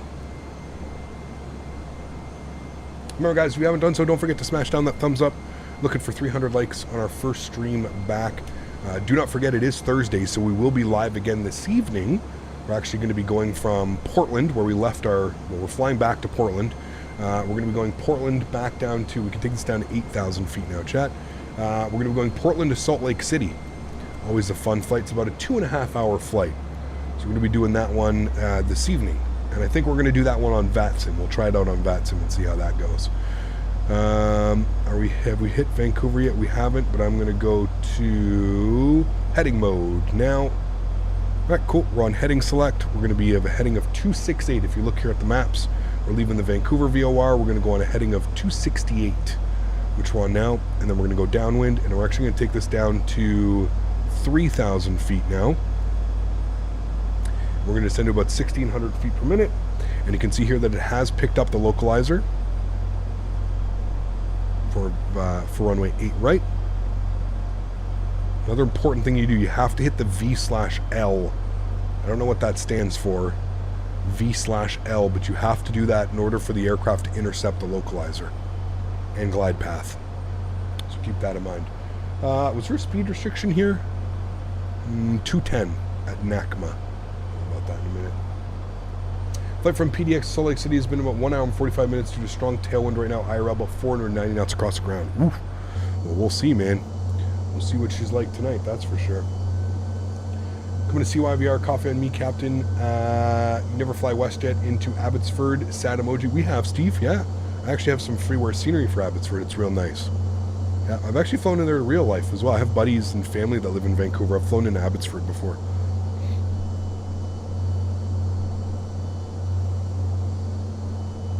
I think that's the problem with Microsoft right now. The physics overall have improved a lot since release, but the ground physics still suck.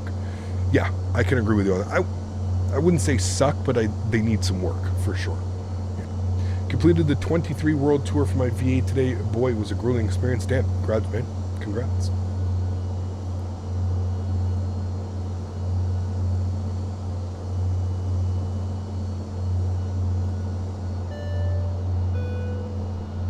Captain, what do you think of TFDI's MD-11? I understand that he still needs to fine-tune some things. Do you think it's worth the $80 they're asking for it? Tough call. I'd have to watch more content. I haven't really seen a lot of content on it so far. I've seen a few videos since I was away and stuff like that, but I mean, it's in a very alpha state right now, so I think it's, like I said, I think it's a little bit difficult to kind of say if it's going to be worth it or not. I think we're just going to have to wait on that one, but yeah, I don't know. I don't know. All right, 240, we're looking good. I think we need to be at 3,000 for TAV P. I think it was 3,000 for TAV P, wasn't it? TAV P 3,000 and intercept. Okay. So we're looking good. We'll make a right turn here sooner than later. We'll go to intercept.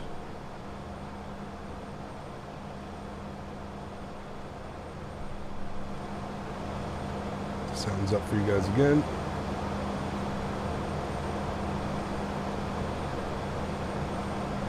All right, we'll get our speed in. They want 210 on the speed. We'll get 210 bugged up. 210 is in.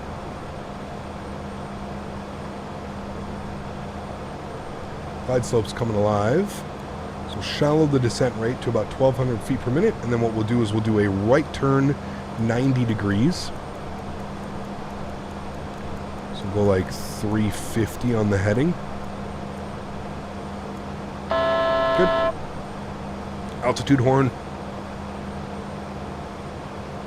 Alright, and what we can do is we can turn VL on. We're going to go Loc 1. There we go. And front course 083. We've got our minimums of 210. Barrow is set 3006 as well. And our auto brake is set to position number 1 as well. Mike, thanks so much for 12 months, man. 1 year. Says, welcome back, Cap. Hope World Flight rocked. It was a lot of fun, man. Thank you, dude. Really do appreciate you, man. Thank you, thank you, thank you. I think you're correct, Ben. Yeah, the only thing I know is like you have to switch that over when you want to intercept. All right, and we're going to continue that right turn now. Let's go to a nice like intercept heading. What do we want to do? Nice intercept heading of 040 or something.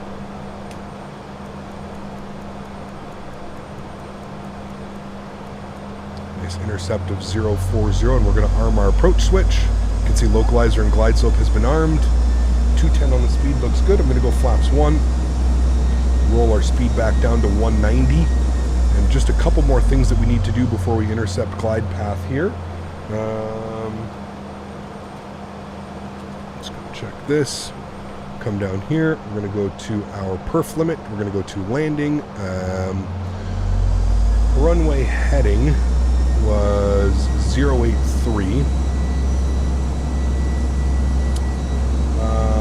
Landing temperature was 5 degrees. And winds were 090 at 3. Good. And all of that is set. Beautiful. We're doing a flaps full. That's good. Should be good for intercept. Travis, huge no floaties to you, man. What's your opinion on the E-Jet from FSS in the current state? Needs some work. Needs some work, but overall, I think if you're okay with having to do a little bit more work, vertical descent and stuff like that, it's actually not bad. Glide slope's captured, localizer's captured. Sending on the glide path now. Yeah, I would say that it's not all that bad. 8 miles out, chat. We'll go ahead and drop gear. Thank you. Bring our speed back to 170, 180. We'll go flaps 2. And the only other thing that we need here is our landing speeds was 138 for our V approach. 138. Maybe some Air Canada Jazz Ops? Yes. I have noticed, I don't know, I've noticed some weird things with this aircraft. All the default liveries work perfectly fine. The add-on liveries that you can get on FlightSim.to, a lot of them, like, they have weird issues, like the model won't show, or like when you download the Air Canada E175, you get no call-outs, the sounds are like muffled and muted. It's really weird. I sent the developer an email and asked them if they could just touch base. Maybe I'm doing something wrong, or I'm not doing something correctly, because it just didn't, they weren't working for me, so I don't know. Flaps 3 through 170, flaps 4, and then coming through 160 knots, we'll go flaps full, which will be our landing flaps.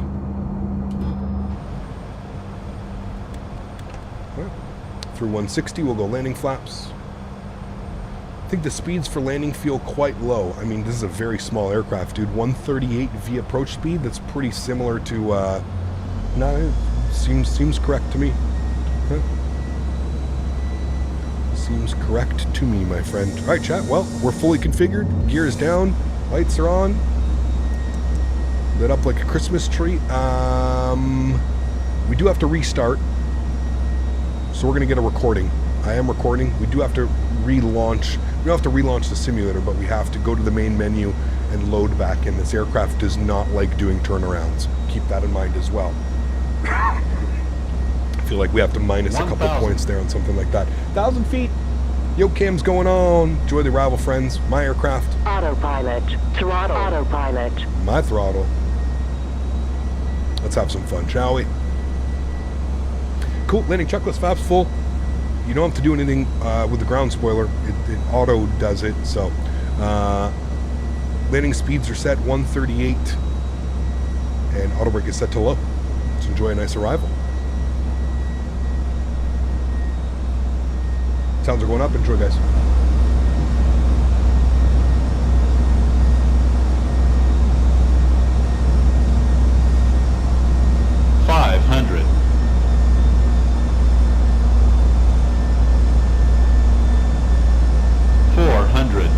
Approaching minimums.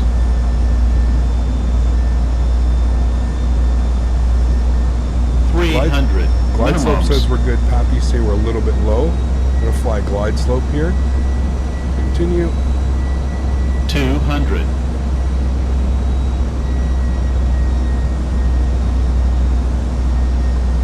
100. 50. 40. 30. 20, 10. Idle, into the ground, nice and smooth, reversers, nose down gently, decelerating, idle reversers, don't need to do anything too crazy, this thing literally stops on a dime. 70 knots, we'll stow them, vacate here to the left, a little bit of manual braking, there's the auto brake coming off, and there we go, ladies and gentlemen. Welcome down to Vancouver. Slower down here a little bit. Beauty. Sweet. Welcome down, friends. Not a bad landing. Not too floaty. Nice, firm touchdown zone. 170 something, I think it was on the foot per minute. 178. I ain't going to complain about that one, chat. Ain't going to complain about that one. Let's go to our airport charts now. We'll have a quick little look-see here. I think we're taking a full-on left here. We're going to make 2 lefts here.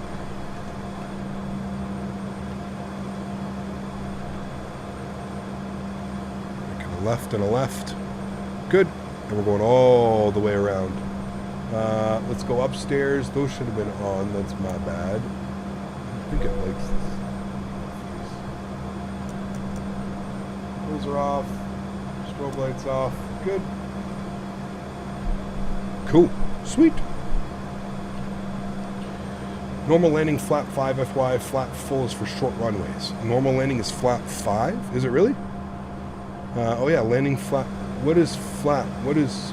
Oh, okay. It has 6 degrees. I thought flat 5 was full. Interesting. Thank you. Remember that for last time. Next time, sorry. All right, we can stop our recording. We'll watch the replay here in a minute. Good. And we're going to get ourselves all the way over. You guys are going to be mad at me when you see where we got to park this bad boy.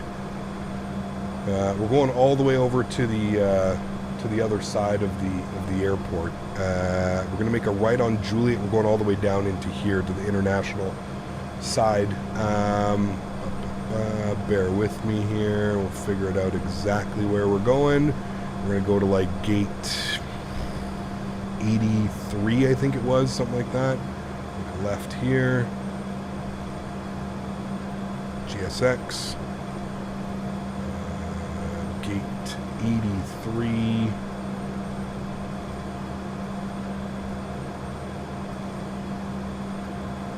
No.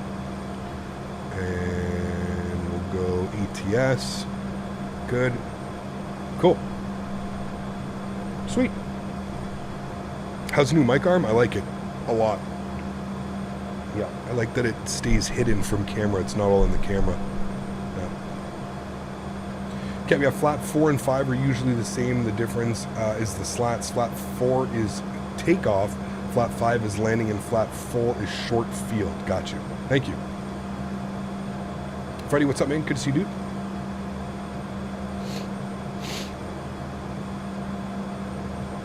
I assume that you're flying the plane that's actually good now. There is some good. There's still some bad. But there is some good. I would say if you're okay with flying an aircraft without VNAV, without a custom FMC, I think it's fine. But yeah, if you're not used to that, I would say maybe hold off. It's probably still not at a state that you would like it to be at. 48 minutes on the flight time, chat. Not bad. I think we're scheduled for 46 or 47 or something like that. EPU goes to... Let me steer the aircraft first before I start worrying about that. EPU goes to the on position. Got to give it at least 5 seconds, kind of like Airbus for the EPU door to open. Righto, what's up, man? How was my flight back? Good. I got sick. There was a kid in front of me that was coughing and sneezing, and yeah, gave me the sickness. So I've been struggling a little bit.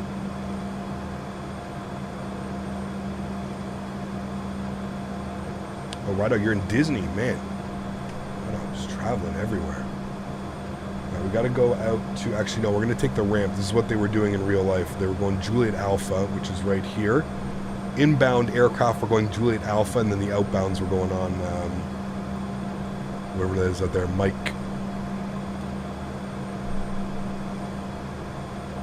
All right, and we'll spool up the EPU. Good. How was the MAX? Good. Quiet. Very quiet. But overall was a good flight, good experience for sure. It's always the kids that give it to you, man. I mean, you can't really blame the kid, right?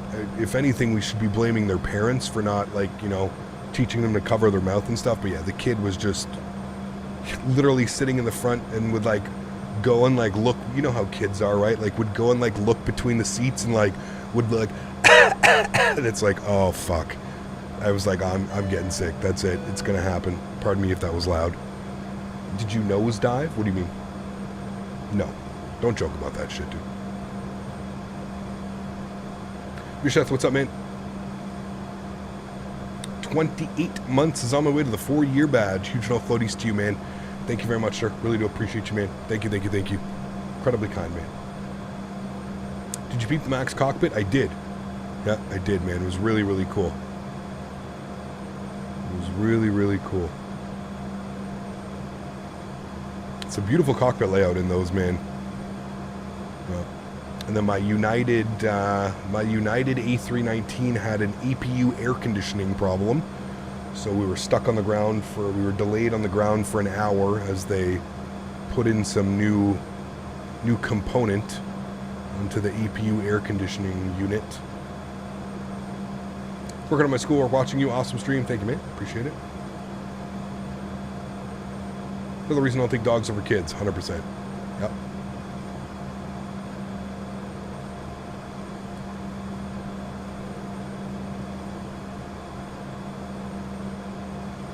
Good old buses. They are old, man.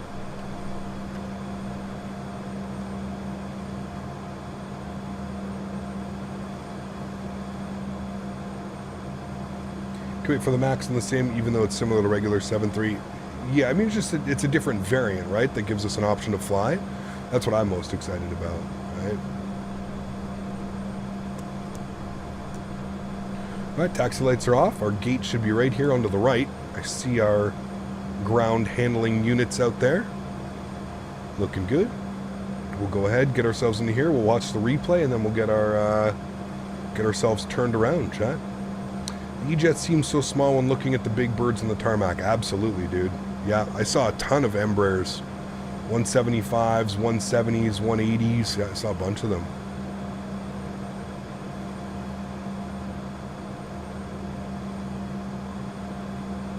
All right, we were gate 83, which is right over here. Here's our gate 83.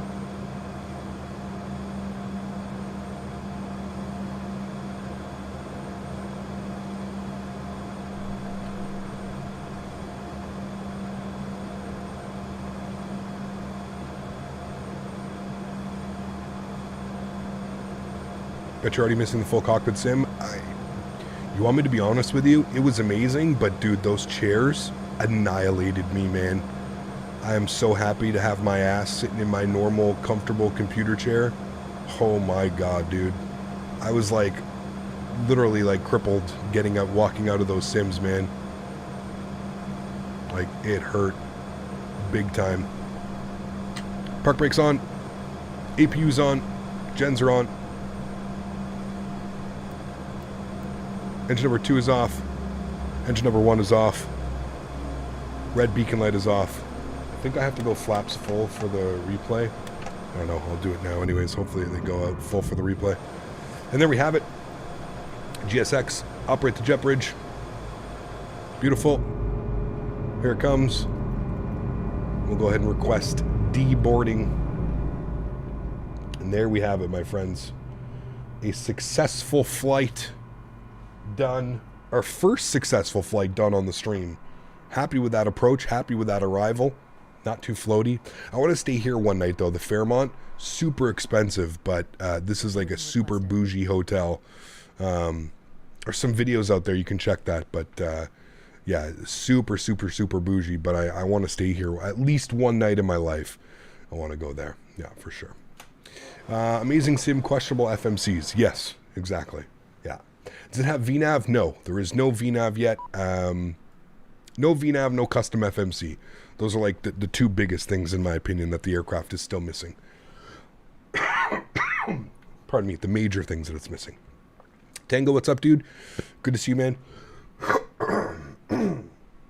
It's worth one night and you look over the international flight area? Yeah, correct, exactly. I mean, for a plane spotter, it's a plane spotter's dream, right? I mean, you get to sit there, you get to hang out the entire time. That's, yeah, that's absolutely a plane spotter's dream. All right, let's go ahead and set up the return flight while we're deboarding here. We're going back to Portland, which is always fun. And they use the exact same call sign, so look at that. So I'm just going to go ahead and set all this up. Horizon QXC 2028. And we're going to go from CYVR over to KPDX. Good. And we're going to be in the Embraer 175. Good. Oh, yes, they're waiting for me to open up the door. Oops. Forgot that it doesn't automatically open the door. You have to do it. Good. Default, yes. We're going to go with 86 passengers on the return leg, so too short of a full aircraft. And then altitude, we're just going to cruise at 24,000 feet. Cool, that's all good there. Leo, thanks, man. Appreciate you, dude. Welcome back in a, celebrating 26 months. Appreciate you, man. Huge no floaties to you. Thank you, thank you, thank you. Incredibly kind, man. And Visheth with the 28 months as well. Thank you, guys. Really do appreciate it. Thank you very, very much for the support. Cool. That's good. That's set. That's all done. Let's generate our flight plan, OFP, over here. Let's go to GSX. We're going to restart the Kutao script. We're going to jump inside the aircraft. We're going to close all the doors. and we'll get a replay done here in a sec. Doors are all closed. Good. I believe our flaps are all out too for replay, which they are. Good. Cool. Let's go ahead and hit the play button. I'm going to turn the sounds down just in case things go crazy. Okay, not bad. It actually keeps the engines on. Cool. Sweet. We can bring this forward. And we'll put it to like right about there. And watch that. Good. Watch some wing views of this bad boy coming in. Beautiful. Good.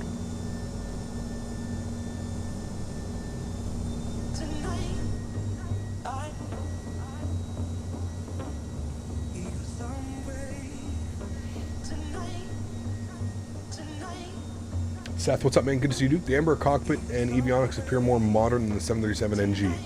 Yes and no. I'm going to agree with that, yes and no. With a shadow coming in. Beautiful. Cut the power. Nice little flare. 1,000 footers. Just past the 1500s. Super happy with that landing. Maybe a little bit more flare, but other than that, I mean, super happy with that arrival, chat.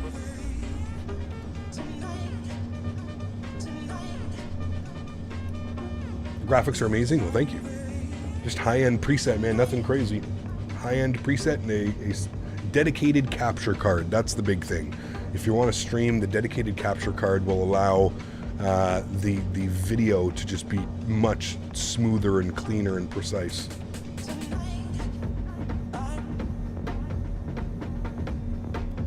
Absolutely, Tango. Enjoy it, man. Enjoy it for what it is. Super happy with that arrival, though. Would you use it for flying online? Yeah, we'll try it tonight, Frank. We'll try flying it tonight online, man. We'll see how that goes. Let's see how it looks outside view here. Clouds on Ultra Trees on low. Correct, yeah. High-end preset, Clouds Ultra Trees low. I haven't touched anything since, man.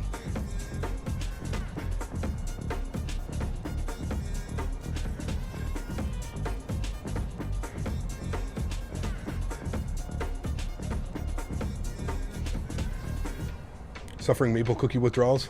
Did you take any home? Were there any left?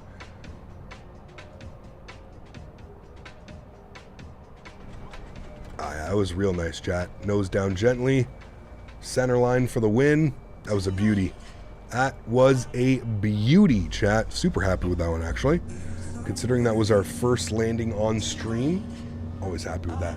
Tried streaming and found OBS game capture help with the FPS. Yeah. Instead of like window capture, game capture can help for sure. If you have a capture card, though, it just captures everything. Took a couple for the road. Attaboy. Never got a maple cookie. I want a refund. Oh, yeah, you got to fight for those, Mav. Those maple cookies, that's a high commodity over here. You got to be careful, man. I bring the good ones, too. The real good ones.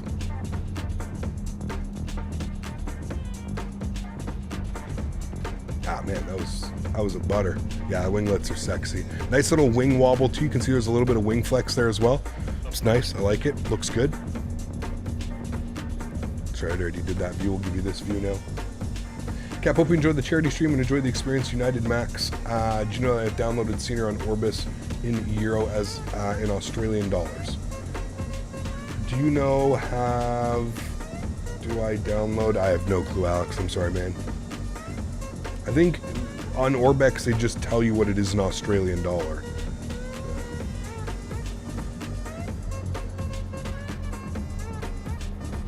I know you brought them, would have fought someone. Nice.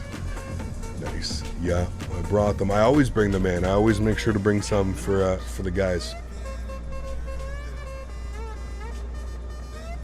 300 minimums.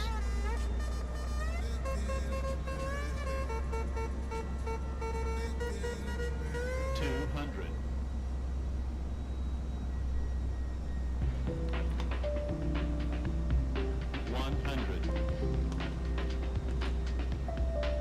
It's my favorite airline. I don't have one. 30, 20, 10.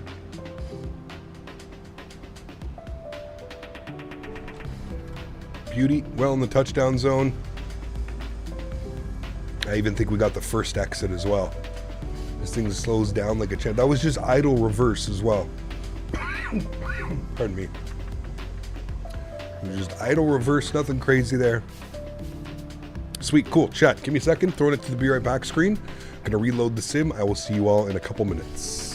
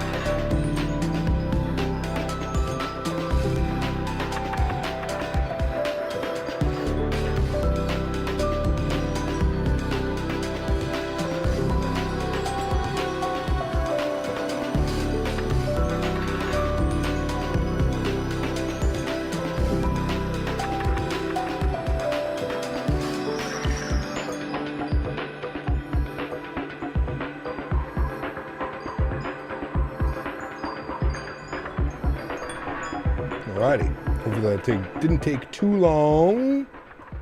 We are back. Ready to rock and roll for the second leg, shall we, friends? Jump inside the pit, get this bad boy ready to go. First thing is first. Let's actually go to GSX. And we're going to start the boarding process. So we're going to request boarding. Boarding requested. Good. Let them do their thing. Wonderful. And then we should come down here. We're going to get the GPU out. You can see the GPU comes out there. We're going to open up the main door as well for the passengers to board. Good. We'll come upstairs. Good. Let's get our battery switch 1 and 2, and we'll get the external power turned on. You can hear the aircraft come to life there. Beautiful. I'm going to get a little bit of brightness up here on the overhead panel. Nope, crew's already on board. We're just doing the return leg. Good. Get that up. Get that up. Get those on. Beautiful.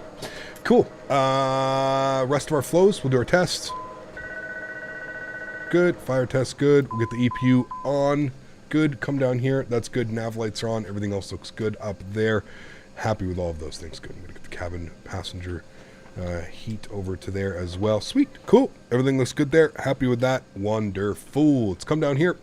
Let's go to our flight details. Let's add. We're going to be going from import from SimBrief. Should be going from Vancouver back to Portland. Sometimes it takes a second. Like the old X-Plane days, the intermission between the flights. Yeah, just with this one, I've been told just to send it to the menu and back in. It's the easiest way of doing things, so that's what we did.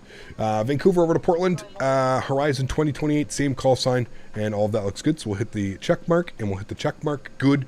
Block time an hour and 15 minutes. We've got 86 passengers on board, 2 empty seats. We're going up to cruise level 240. Our routing today is direct the Seattle VOR. Then we're going to jump directly to Buzzo, and then from Buzzo, we're going to jump on the Crater 2 arrival for the ILS runway 28 right, I believe is what we're going to take, and then the taxi around. Cool, sweet. So everything looks good there. Happy with that. Let's go to our departure tab. It's got all of our weights. It's got our first officers, our captains. All of that looks good here. Runway conditions, we're going to be departing on 8 right. We're going to go with the dry conditions, flaps 2. We're going to go 8 right. And dry, and we're going to go flaps 1. We'll calculate that, and then we'll calculate that, and then we're going to go to instant load. Beautiful. Now that all of that is done, we can go to our manifest page, and we can see here that we've got all of our numbers, and we're going to go and send that to the McDo. Wonderful. Let's come down here to the McDo. Let's start working on some stuff. So we're going to go TCAS 2000, and we'll set that. You can see here our first officer is currently plugging in all of those numbers, our fuels and min fuels and all that fun stuff. You're on a plane right now. You're on a plane. Nice. Very cool. Is there a SimBrief profile for this aircraft? And if so, where do you get it from? There is not. No. I think you just use the default profile that is in SimBrief. Malix, thanks so much, man. 13 months. Appreciate you, dude. Huge no floaties to you. Thank you very, very much for supporting the streams. Incredibly kind, man. Thank you, thank you, thank you. All right. That looks good there. He's almost done setting that up. He just set in our departure performance and all that fun stuff. He's setting 0 fuel weights, which we got in there, 69,557. Cool. So all that looks good. Wonderful. Let's go to our route tab, and we're going to go ahead and throw in our destination. We're going over to KPDX. KPDX. Good. And we'll throw that up into there. And again, our flight number, super simple. It's the same flight number that we had on the way down. It's going to be Horizon QXE 2028. So we'll go ahead and bug that up into there as well. Beautiful. We'll go ahead and send off our flight plan. What's your opinion on this plane, Captain? I'm giving it about a 6 out of 10. Definitely a lot of room for improvement.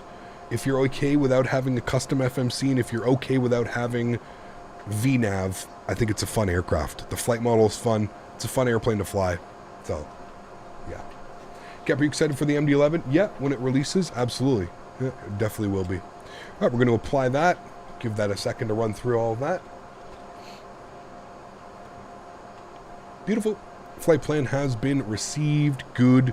Let's go over to our, if we go to our flight plan page, you can see here, direct Seattle, Buzzo, and then the arrival. So everything looks good there. So we're going to go to departures. We're going to plan for 8 right on the departure. We're going to be on the Vancouver 2 departure. We're going to go and apply that. Beautiful. It is basically just Vancouver direct Seattle. So that's good. From there, we're going to go to our arrivals. We're going to go to runway. We're going to plan for 28 right on the arrival today. Actually, you know what? Let's just make sure that the winds are exactly that in Portland. Contact for full cockpit simming. Who's that, Nathan? My longest flight, I believe, was from Oslo to Vancouver. It was like 10 and a half or 11 hours. Winds are 270 at 5. So yes, we're going to plan for the ILS 28 right. We're going to take it. What do we want as our transition? So if we actually look at our approaches, the Crater 2 takes us out to Shine. And if we go to Portland and we go to our approaches and we plan 28 right and we pin that, first waypoint that we're going to want is definitely not from Battleground. I think it's Nassie. Do I see Nassie in here? No, it just says PDX transitions. I guess it's Battleground because that is the last waypoint on the flight plan, I believe. It is BT. No, it's Buzzo. Is Buzzo here? No, Buzzo's not there. So I'm not going to select a transition. We're just going to go to runway, and we're going to be on the Crater 2 from Buzzo, and we'll just take that in and we'll apply that. Good. Give that a second to insert itself. Wonderful. Lufthansa 23 Super 7 months. I just want to say hello. Have a great flight. Huge no floaties to you, man. Thanks for your support. Did you see the YouTube short that I put at Lufthansa? I got a Lufthansa A380 and a 747 landing in LAX for YouTube shorts up there, so you want to check that out. Do I like planes? No. I actually hate planes. That's why I have a entire YouTube channel based on aviation and planes. Yeah, I hate planes though. Don't like them.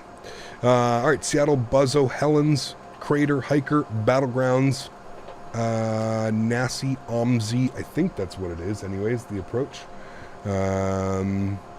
Should be Helens, Crater, Hiker. Yeah, see how it's missing? It should have, but I think that's my fault. It should have Liquid, Sun, and Shine. I think. Hiker.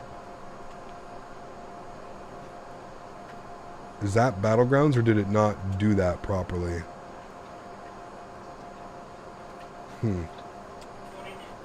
Yeah, I don't know. We'll have to, I don't know why it didn't draw that in. Probably something that I think we need to take. Okay, hold on. Let's try the arrival again. Let me go back to flight plan, or sorry, route, arrival. Runway, we're going to go 28 right, ILS 28 right. Let's take it via, I thought I had a different option. Like, where are those ones? Where is Battlegrounds, Maver, Ready, and Schaefer? I don't see any of those on here. I don't know why those would even be an option. Okay, Schaefer, Battlegrounds, Maver. So we don't want it. We don't want it via any of those. Okay, that's weird. Crater 2, Buzzo, apply. Weird that it doesn't have those waypoints in. It should definitely have those waypoints in, and it doesn't. So we'll just have to vector ourselves. We'll have to be careful. After Hiker, like, it's doing weird. After Hiker, it's taking us to Battlegrounds, which we don't want. After Hiker, it should be a slight left turn to cross Liquid at 6,000, Liquid to S Sun, and then to Shine, and then we make a right turn and we pick up the ILS for 2A right. So I'm not quite sure why it's doing that. Maybe some limitations of default FMC, default nav data, whatever you want to call it. Definitely running into something there. So just have to keep an eye on that. Again, some of the things, like I was saying, got to have a default. Got to get a custom FMC, got to get custom LNAV, or VNAV, sorry, for this aircraft to really, truly be able to shine. So, okay, flight plan's in there. Good with that. Let's go to our perf limitations. Next page, cruise level is going to be 240. We'll bug that up. Cruise winds today. We're fully boarded, so we're good to go here. 040 at 18, sorry, 004 at 18 knots. So almost straight out of the north on the cruise winds. Good. Zero fuel weight, 69.57. That's all set there. Beautiful. Let's go back to our perf. We're going to go to our departure limits. That's all set there. That's all good. I think that's the only thing else that we need to do.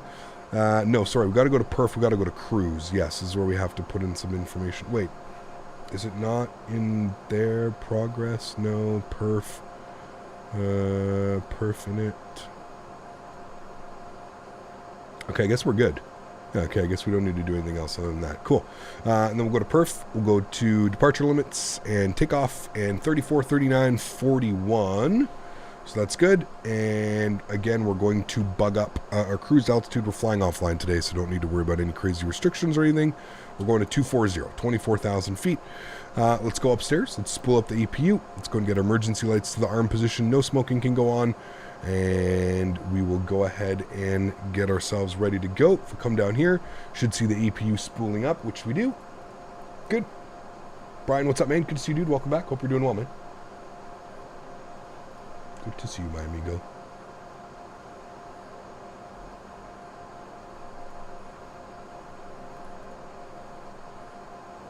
All right, beautiful. APU is on and available. That is good. Transfers, the bus tie is already in the auto position, so you don't need to switch between, you don't have to switch between anything. Everything is auto. It's a very automated aircraft, I will say that. You can hear the bleed pressure come alive because the APU bleed is now on, so external power comes off, and we can go ahead and get a pump on, and we're going to go to prepare for pushback and departure. Let's come down here. We're going to go to our ground services. We're going to close the front door. We're going to remove the GPU. We're going to remove the wheel chocks, remove the cones, remove the safety pins. And there we have it. We should be sitting here standing, ready to go. We've got our beacon light on. Hello, Captain. We are I think ready I put for the beacon pushback. light on, right? Nope. Red beacon light comes on now. There we go. And now we should be standing, ready to go for pushback. Beacon light's on. God, that's a great looking aircraft, chat. I mean, I love the look of that. The stance of how the aircraft looks. It is beautiful. Very sports car. Very sports car-ish, kind of like the CRJ. Strody, 17 months, is getting closer to that 2 years. Huge no floaties to you, man. Thank you very much for 17 months. I appreciate it, dude. Thank you, thank you, thank you. Incredibly kind. Excuse me.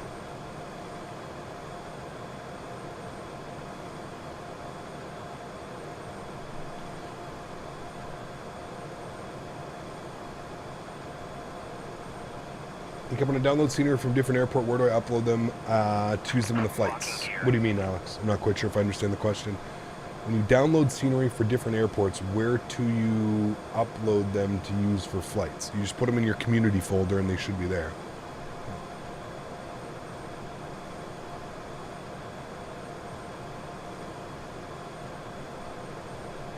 How was your trip home? Good, except I got sick, but yeah. Can you look around the cabin? You can. Yeah. Here's the cabin. Got a nice little first class area. And then economy. Release parking brakes, please. Yep. It's fully modeled, ready to go. Park brake released. Commencing push. Beautiful. All engines clear. Start at will. Good.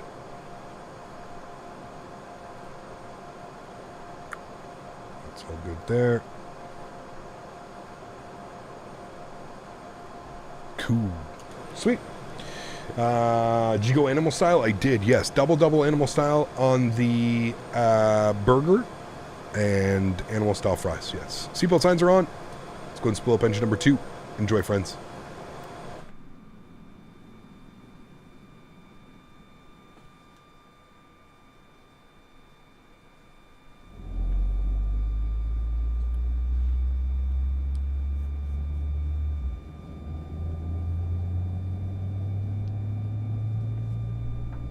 My gate going down to San Francisco, I was on 80.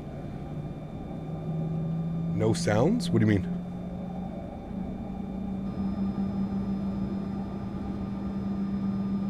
I'm pretty sure there's sounds right now. You guys can hear that, right? Is this the FT Sim sound pack? No, man, these are all, it's default. I wanted to keep this aircraft as default as possible to showcase to you guys. I didn't want to trick anybody with like nice sounds and stuff like that.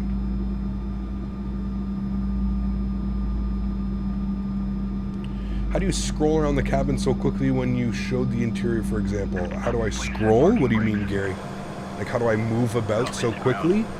Go to your camera system and make sure that you have free look speed set to 75% or higher. That'll be a good step. And then just use your arrow keys, man. Left, right, up, down, period, comma to move forward and backwards. Yeah, it's all about your, because this is technically free look. So that's how you would move forward with your free look speed and stuff. Robert, 11 months. Thanks, man. Appreciate you, dude. Huge no floaties. Thank you, man. Really kind of you. Appreciate it. All right, let's go ahead and spool up number 1. Enjoy. Did I set the park brake? I did. Okay, good. No worries, Gary. Glad I could help, my friend. Tow truck disconnected. Bypass pin removed. Left is clear. Right is clear.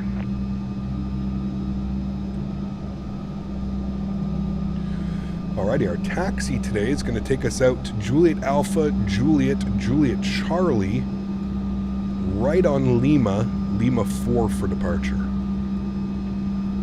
That is how it's going to take us.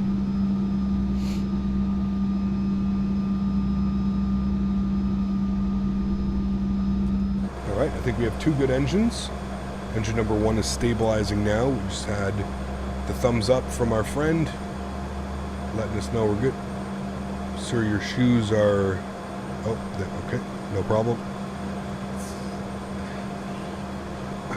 Life Begins at 40, what's up, man? Good to see you, dude. Welcome back, hope you're doing well.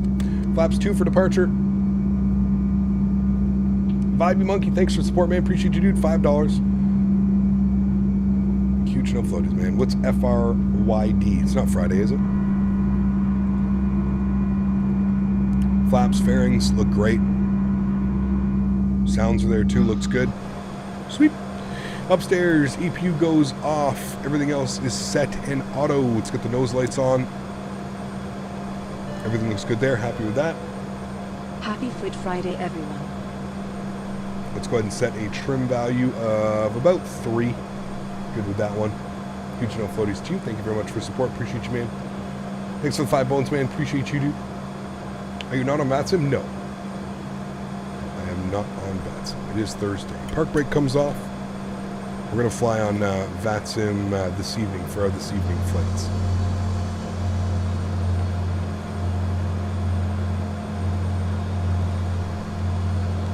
Alrighty, we'll turn on our map. Once again, we're going to go to vertical profile, TCAS, airports and nav aids can come off.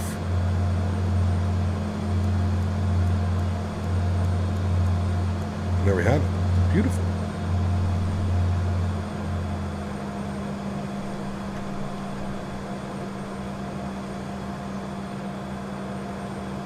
Alright, we're going to be going out on Mike.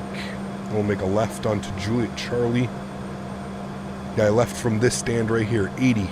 That was the gate that I left from San Francisco on the MAX. Stand 80.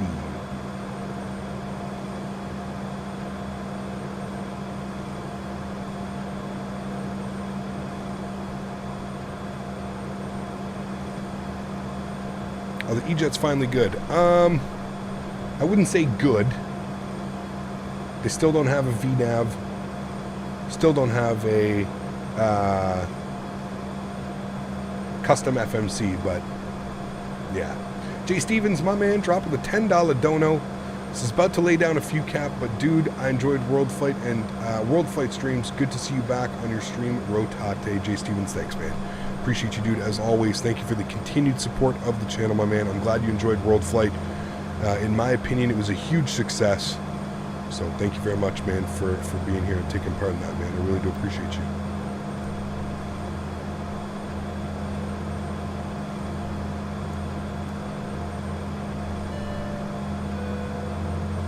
About to lay down in a few, Captain, but dude, I enjoyed the World Flight stream.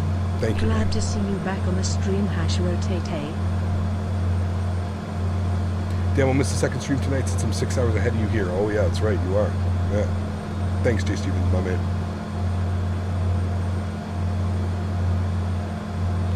So Cap Chat probably asked like 100,000 times today, but would you say this is worth the €40 euro that they're asking? So it's €33. If you buy it on Sim Market, it's €33. Like I said, man, if you're looking for something different, I think it offers something different to fly. If you're looking for a product that is the quality of PMDG or Phoenix, you're not going to get it. I think if you go in with the right understanding that this is a work in progress and that there is no custom FMC, there is no VNAV, I think you can enjoy it. Just know that it's a little bit more work, right? Lightspeed, I have no clue what you're saying, man. You're not, like, it's not, you're not even spelling correctly, and you keep repeating yourself, and I don't know what you're saying. I think we're actually going to make a left on Victor, chat. Just go all the way up here to Victor. I know it's missing, but still, I do have a lot of fun flying this. The flight model feels good, and it's a blast to hand fly. I will agree with you on that one. I completely agree with you there. It is fun to hand fly. I do agree, 100%. It feels good. It feels fun. It is enjoyable. I do agree.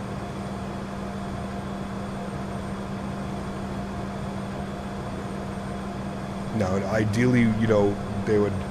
I know that the price is going up. I know that they've said that the price.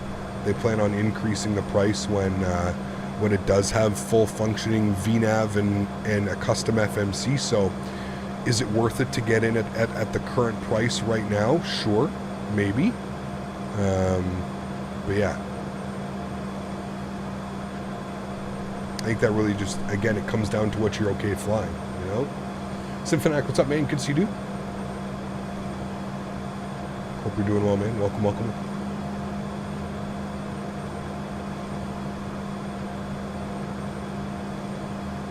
Now, you know, if this is how long it's taken in 9 months, I would still probably, I'd say they're probably at least 6+ months out from having VNAV and a custom FMC, just judging by the, I haven't looked at the, I know that they have like a timeline or like a scheduled, you know, like, what do they call it? Like not a wish list, but they have a timeline of when they want the aircraft to come out and at what point it's going to have a custom FMC and VNAV and stuff like that. So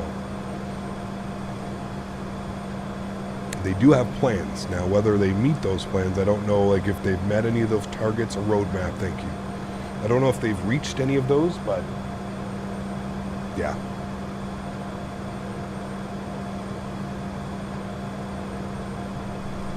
I have no clue if they've hit any of the roadmaps yet.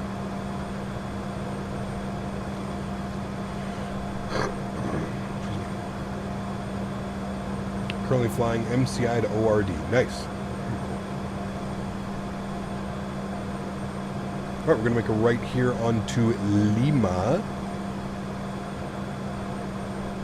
So ourselves down a little bit. Comfortable turn on the passengers. Some Fanatic dropping a gifted membership to the channel. Huge love floaties too, man. Thank you very much for your support, dude. Appreciate you. Incredibly kind. Thank you, man. Guys, let's get some love and chat for Sim Fanatic. Appreciate you, dude. Thank you. Remember, guys, we are live again tonight. So if you are interested in joining tonight, we will be on FlightSim. We're going to be going from Portland to Salt Lake City. The stream should already be up. If you go to my channel, you should see that as well. If you haven't, go check out some of the shorts that I put up over the last about 2 weeks. I've been putting up all kinds of YouTube shorts. I still have a bunch of videos that I'm going to upload as well. I'm trying to upload a YouTube short every day over on my Instagram as well, my Facebook, if you're not into YouTube shorts, whatever. Life begins at 40. Thank you for thanking Symphanatic for the gifted membership, man. Appreciate you, dude. Thank you.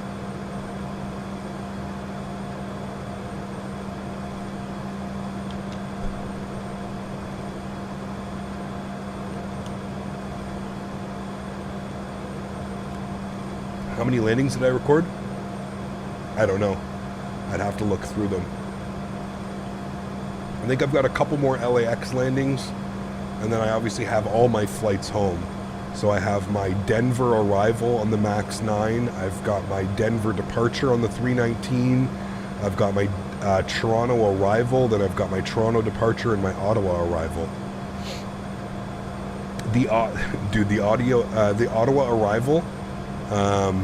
The captain was very clear when we first got onto the aircraft that the first officer was going to be flying, and it was one of his, not his first flight, but it was like his first couple weeks as an an A220 type rated first officer.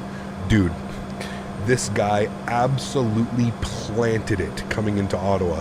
So much so that the lady across from me on the aisle screamed. Oh baby, maybe I'll join you tonight and try and get into your shorts. Wait, what? This guy, man. Huge love floaties to you, dude. Thank you again. Oh shit, we should have gone left there. Okay, that's fine. We're going full length today. Huge love floaties to you, C2. Thank you, man. Appreciate it, dude. How you liking the E175? I mean, it's okay. It's definitely not like the most favorite aircraft I've ever flown, but I think for the something weird is going on with my head tracking today. I think for the price, I think it's good. I think it's decent.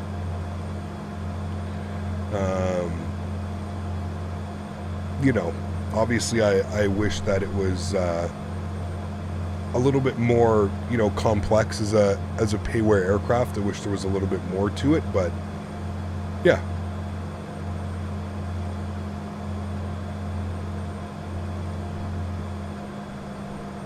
The captain cleared his leg. Oh, he knew what was coming, my man. He knew what was coming. He, like, bro, it was like minimal flare. Like, cut the engines and we just smacked into that runway. It was pretty funny. Pretty funny. All right, chat.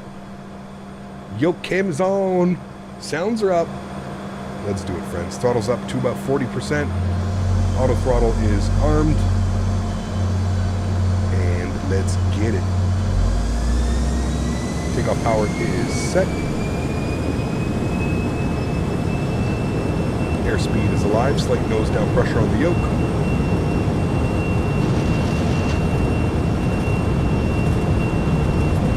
Eighty knots. Neutral.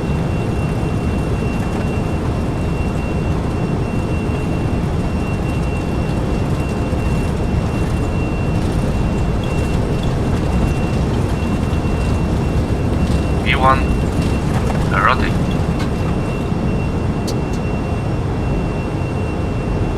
Auto brake. Gear up.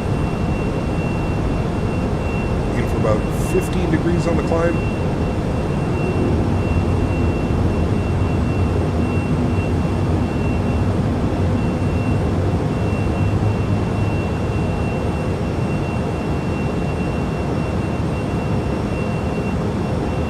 Beauty. Let's go to flight level change. Oh. Flight level change. Good. Log up auto throttle as fast as we can go. Good.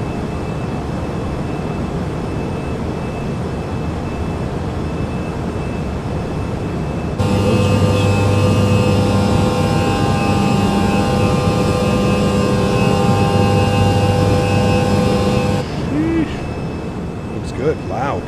My goodness. Let's go flaps, so we need 190 knots, then we go flaps 1. Pitch it down to about 5 degrees on the climb. So, I mean, it flies really nice. Like, it's nice, it's responsive, it's got a little bit of weight to it, it's a little bit balloony. I enjoy it. I actually think it flies quite nice. That, I think, to me is the biggest. The texturing and the flight model, those are like the two big things that I enjoy of this aircraft. Let's go flaps 1.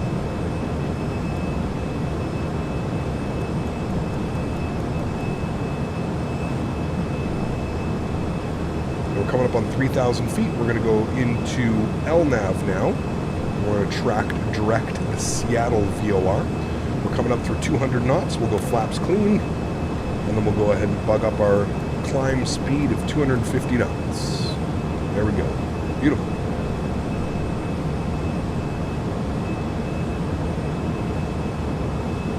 Delta got some E220s. You like flying on them? E220s are beautiful. Yeah. Love the engine sounds, man. Better than the virtual call Embraer? Yeah, yeah. I don't think I would ever fly those, to be honest with you.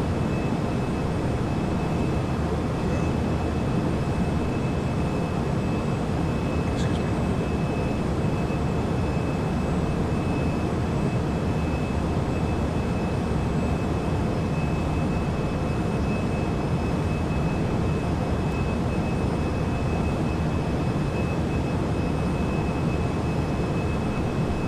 Alrighty, upstairs, logo lights and taxi lights can come off.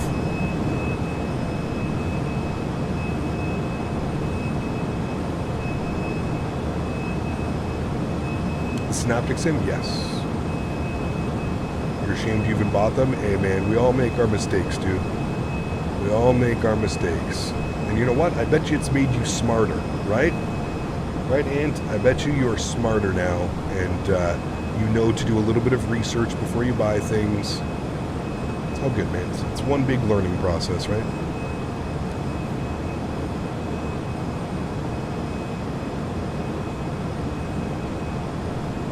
Fool me once.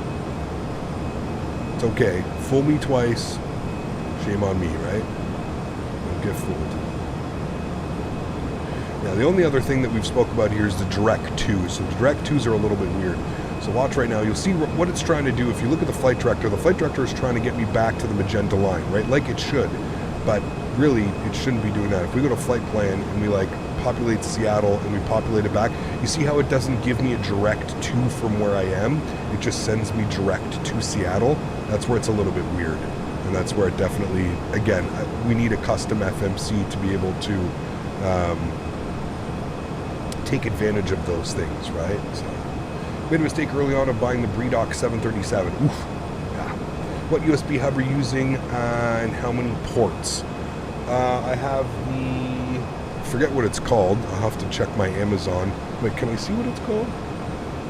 I forget what it's called, but it's a 7-port. 1, 2, 3, 4, 5, 6, 7. It's a 7-port USB 3.0 powered hub. So it is powered. Right, we're up at about 10,000 feet. I'm going to throw on autopilot, bring you guys back up into the flight deck. No, it's not a Sabrent. I think it's, what do you call the other one? It starts with an A. I can't see the name of it. It doesn't have the name on it. Can't see it. There's 10,000 feet. We're going to increase our speed to 280 in the climb. Speed comes up to 280. Beautiful. We'll go upstairs. We'll kill the landing lights. Good. And it's pretty nice and calm out there. So go ahead and get the seatbelt signs to the off position as well. There's that buzzsaw. Anchor. That's the one. Thank you. I knew chat would know. Chat's so much smarter than me, man. Yes, Anchor. That is exactly what it is. Yeah, so it's an Anchor USB 3.0 powered USB hub. Make sure if you do get a USB hub, you get a powered one. Especially if you're going to be plugging all these peripherals into it. I have all my peripherals. Rudder pedals, yoke, throttle. What else do I have plugged into there? My FMC. What else do I have? I have one other, something else plugged into there as well.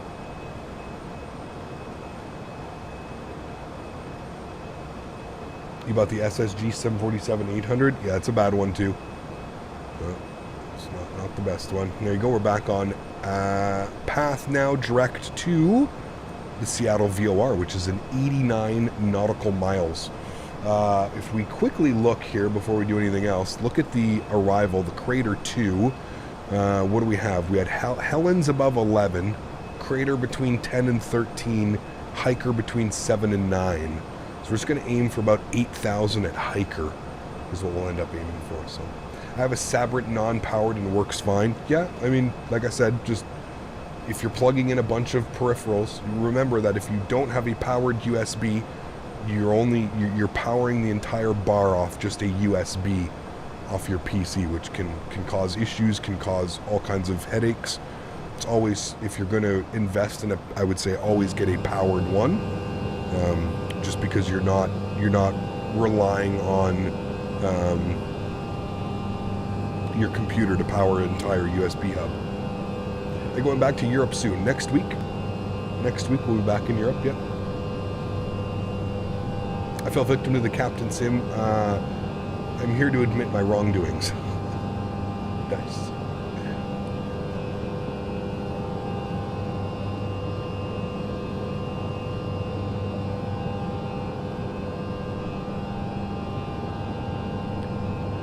Yeah, listen, I could agree with you, AJ. Some of the things that they've said, I definitely am not a fan of the way that some of the things that they've said and the way that they're trying to cover their ass.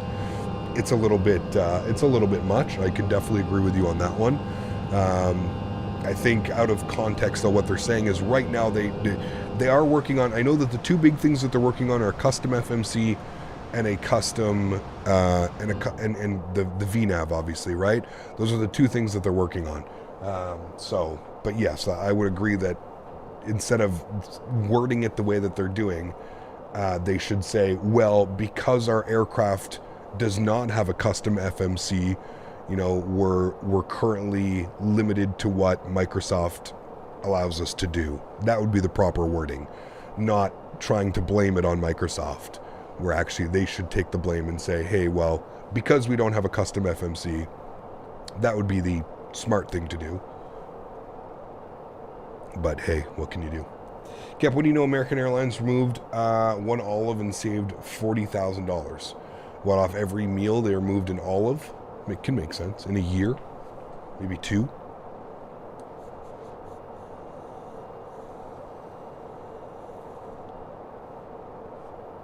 Glad to see there is slightly more information regarding the Flight Factor 777 for X-Plane. What's that? I haven't been paying any attention to the X-Plane 777 stuff. What are the meds? Gelato mint, as per normal. Gelato mint is the way to go. Are you enjoying the plane? I am. Yeah. Like I said, if you can get around not having a VNAV, if you can get around with a custom kind of little bit of a wonky FMC, I think it's enjoyable. It flies nice.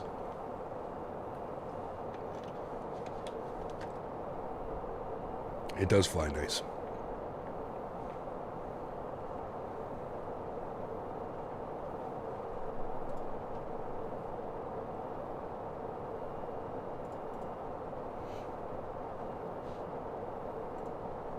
Looks good too. Before switching to PC on Xbox about the virtual call or whatever, E175 and the Phenom 300 was the moment when I learned to research. Yes. Yeah, absolutely, man. Because they'll burn you without it, man. 18,000 feet, standard barrow pressure. Good. So on the climb, we're going up to 240. Judging by this, I think we're going to want to start our descent around Buzzo, maybe. We should start our descent. Maybe slightly after Buzzo. I'll have to look. Where's Buzzo? I don't know how many miles out Buzzo. Oh, here, I can check here. Buzzo is 41 miles from Helens. What do we have to be at Helens? Helens above 11, so we got to be like, how far between Helens and Crater? 10 miles. We have to be between 10 and 13, so we want to be at like 11,000 at Crater. What's that? That's going to be 41. It's going to be 51 miles, 11,000. Yeah, okay, we could probably descend right at about Buzzo. Maybe slightly after Buzzo we'll start our descent. I feel like that would be correct. Something about the look of the E175 is just incredible. I do agree. It is a beautiful looking jet, man. I 100% agree with you. It looks good, especially with these new winglet styles too. It does look good. The short ones are nice too. I saw a ton of Uniteds with this longer one. I know that Air Canada's E175s, they have the short one. Now, I know Air Canada E175s are pretty old, but yeah.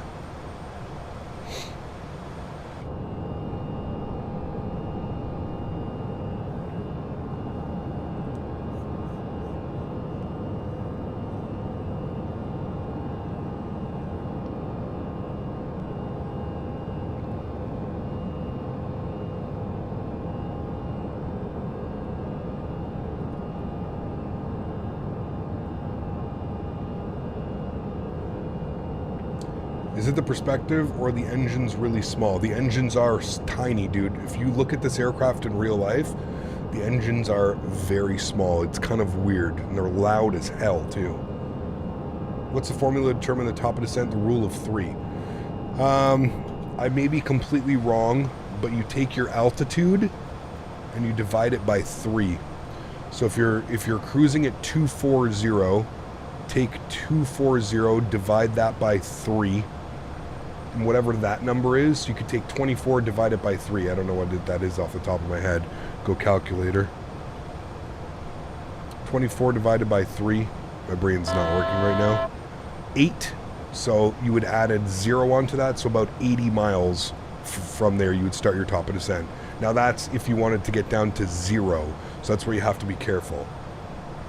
You'd want to get down. That's like the most like basic way of doing it. I don't know if that's the most correct way of doing it, but that's the most basic way. You need to start your descent about 80 miles away from the airport to reach whatever.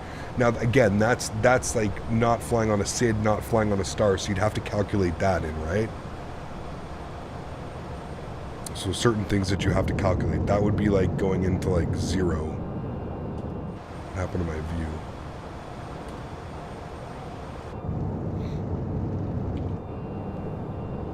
$3 miles for every 1K of descent. There's that too, because it depends all how you descend, right? You can descend at 2,800 foot per minute or 1,800 feet per minute, or right? So used to load the United E175s and the engines are super small. Thought the front cargo, though the front cargo has a powerful AC that blows directly on you, nice during the summer for sure. Yeah, absolutely.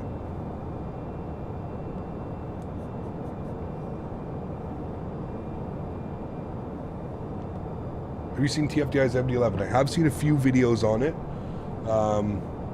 Yeah. Nothing that's blown me out of the water, but it is still like a very early alpha, right? Like, isn't it, when is the airplane supposed to come out for everybody? Wasn't it like in January or something like that? Like, still like 2 or 3 months away. So, yeah. Hopefully by the time it releases to the public, it'll, you know, it'll be something that we're all very excited about. Alright, so again, we'll plan our descent around Buzzo. I think we'll be good. Coming up on 75k subs, we are. Yeah, crazy, man. Crazy.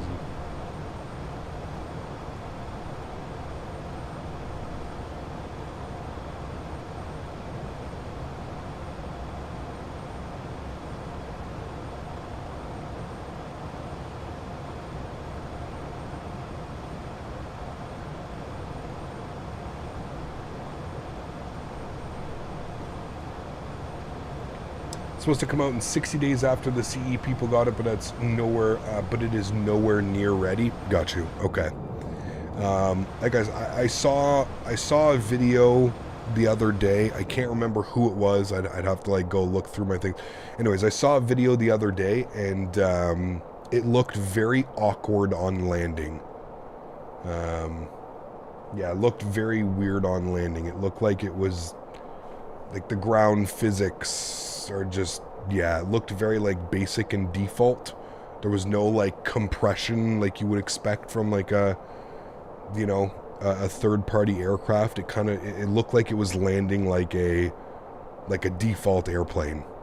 That was like my initial. Now I don't know, maybe I need to watch more videos on it, but that was my initial thought. The first video that I saw, it just looked very like basic and default. I don't know. I'll have to watch more. Gigliotti, how are you, my friend? Good to see you, dude. The exterior of the MD-80 looks like foam pads on the nose. It's super weird. I mean, that is a weird jet, man. It is very weird. Ali, good to see you. Welcome back. Hope you're doing well. Does Fly-by-Wire E321X have VNAV? Yes. Yeah, it took a very long time to get it, but it does have it, yes. Is that LAX over there? Or LAX. Jesus. Seattle, but no, Seattle's up here somewhere. There's Seattle. It's good to see photogrammetry back working, because I flew this yesterday and it wasn't working. I thought I broke my sim because I like updated everything, and apparently it's just having issues. How you feeling? Not the best. My throat's absolutely killing me. I don't know what's going on. It's kind of weird. I don't have any other issues. Like, I had this crazy fever the last couple days, but now it's just my throat. But it's not even like, it's like a weird, it feels like somebody like punched me in the throat. It feels bruised, if that makes any sense to you. It's not like a sore like when you swallow or when you drink water, when you do something. It literally feels like my throat is bruised. I don't know, man. What's a verticap? Is it a passable aircraft? So Wayward, I think it completely comes down to the user. Are you comfortable flying a jet that doesn't have VNAV? If you are, sure. If you're comfortable not, you know, are you comfortable flying an aircraft without a custom FMC? Yeah, okay, then fine, you should be good as well. I feel like you have to be a little bit more advanced, especially if you're going to fly it on like FlightSim or like Pilot Edge. And I don't know if I would take this on Pilot Edge. FlightSim maybe, yeah, I think if you can get away from those two things, no custom FMC, no custom VNAV, I think it's an okay aircraft. I would really like to see those things implemented. Texturing, modeling, flight model, all good. Those are the good things. So, yeah. Oh shit, you know what I didn't open? LRM. The next flight chat. Open that now. I mean, yeah, if you're looking for, if you're somebody that if you're somebody that is looking for a more polished product when you buy something, I would say this probably isn't for you. If you're somebody who doesn't mind jumping in like beta programs, I would say that it's more in a beta now. I think when it first released, I think it was much more of like an alpha, and I think that's why I had such an issue with it, is just like, why would you even bother making people pay for this? Like, you're not doing anything, you know what I mean? Like, you it's through the World Flight SoCal Cruise stream. Hey. Great work. Thanks, I Joe. have been a flight simmer since 2012. Big fan of the 737 NG and the Embraer 175. Oh, baby. Huge no floaties to you, man. Thanks for your support, Joe. Appreciate you. And glad you were able to find the channel through World Flight, man. I hope you enjoyed World Flight. It was an awesome experience, man. But yeah, I mean, long story short, you know, if you're okay with those things at missing some key features, I think you'll enjoy it. The flight model is great. That's what I really do enjoy about it. But yes, it does need a lot of work. It really does. How was the Tesla Model 3? A lot of fun. I got to admit it, man. I don't know what I was expecting with the Tesla, but pardon me. Yeah, it was a lot of fun. I enjoyed it. I enjoyed driving it. The pain in the ass was charging it. It does take quite a while. Even at superchargers, it does take quite a while to charge. Yeah. All right, what did we say it was again? It was like, oh man, the FPS over top of Seattle always sucks. Why is it that the FPS over top of Seattle sucks in every simulator? P3D, X-Plane, Microsoft FlightSim. Anytime you fly over top of Seattle, you just get the shittiest performance. I don't know why. I wonder if it's just because it's so dense or it's so detailed. But like, look at my FPS, 32, 34 FPS. Watch when we leave the Seattle area. 40s, 50s, like, it's crazy. I don't know what it is. Where was the sim located? Was it in someone's house? Yeah, it was someone's garage in Southern California, Will. Someone's garage. The beauty of California, man. It doesn't rain hardly ever. The weather's usually really nice. Got a little bit warm on some of the days, but by the end of the week, it was pretty cool, actually, Will. And like, we just had the fans blowing.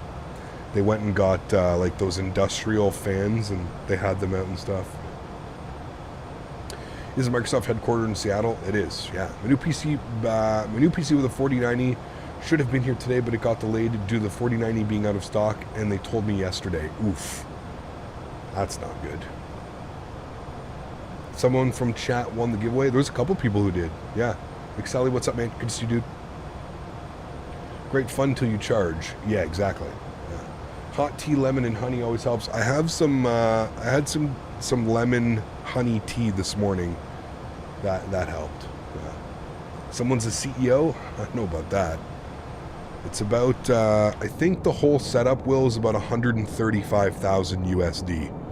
So yes, it is expensive, but it's not out of the question, right? It's not. It doesn't cost $1 million for that sim or something like that, right? It's about 135K USD. I won a couple donation raffle entries. Others won too. That's right. JJ, you won a yoke, and didn't you? You won the yoke? When you say fans, you mean the crotch cooler? Well, because the way that it is, right, they have it open at the rudder pedals, so the air was just shooting in from the rudder pedals. Yeah, it was quite nice. Era J, where's Captain Canada? What did you do to him? Hey, yo. It's not just them thinking the housing costs in Southern California are the highest in the U.S. Yeah. Yeah, I was asking the guy that we were at. He was saying his house was about, what was he say, 280 USD is what the house was worth or something. It's not as crazy as you would think it is, right? Like, California's expensive, but, you know, the further you get away from LA, like, we were pretty far out of LA, so I think it becomes a little bit more reasonable, right? We were in, like, I think we were in Fontana, San Bernardino, Fontana area, somewhere around there.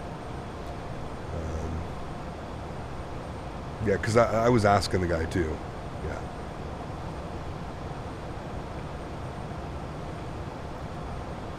All right, 5 miles out from Buzzo. We said we're going to start our descent around Buzzo. We need to be at Crater between 10 and 13. So we're aiming for about 11,000 at Crater. So let's bug up 11,000. We're at 24 right now. Going through Buzzo, we've got 41 miles, 50 miles till Crater. And we've got to lose 13,000 feet in 15 miles. So we don't have to descend. We can actually wait a little bit. We don't have to descend right quite yet. We can wait about 5 or 10 miles, something like that. Got a real level D-Sim around 15 million in costs with a team of mechanics to keep it running well. That's insanity. Like, you have that, Matthew? Or, sorry, we gotta get? Man. Very cool, Captain Carolina. I thought I'd get you, oh wow, I thought you meant Los Angeles. Yeah, no, Los Angeles would be absolutely ridiculous. Yeah. Close to the Autoland Speedway. I don't know. I don't ever remember seeing anything like that, but yeah. Could be a very nice used airplane for 150K. Yeah. Maybe we can get all that at 75K subs. Just a thought. Yeah, when we open up the OnlyFans and we actually start making real money, right? That's when we can start affording these things. We'll get a level D simulator. Just put it in my spare room. No problem. No problem at all.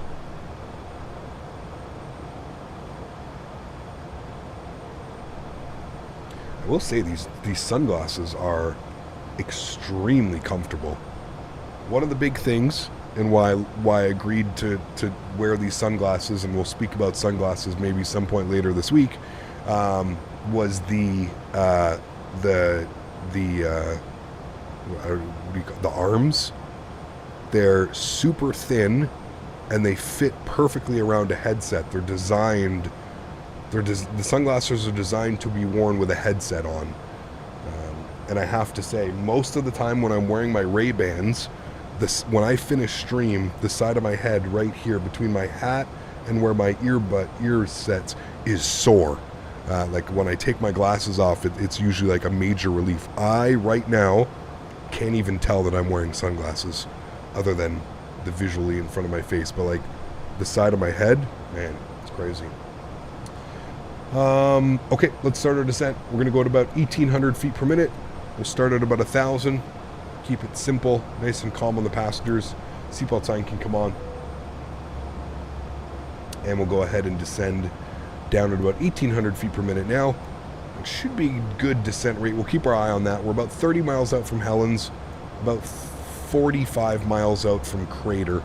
So we should be good at about 1,800 feet per minute. If we do have to descend a little bit quicker, we can. No problem.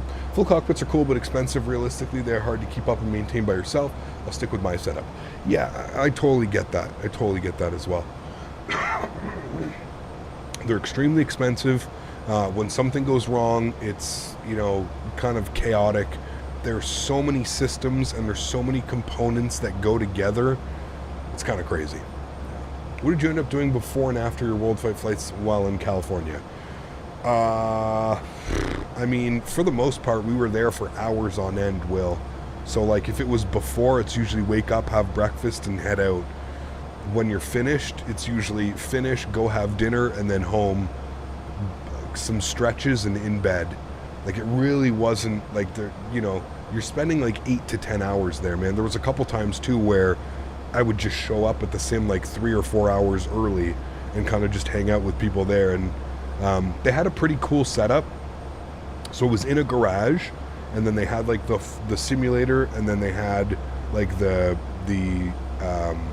people that were running like dispatch and stuff. It was off to the left hand side, and then out back there was a covered area on top of the house, like a roof that came out from the house, and they had a 65-inch 4K TV with a bunch of chairs, coolers, food, snacks, alcohol if you were into that. A sore throat, huh? Candy with an eye says she has a really good remedy for it.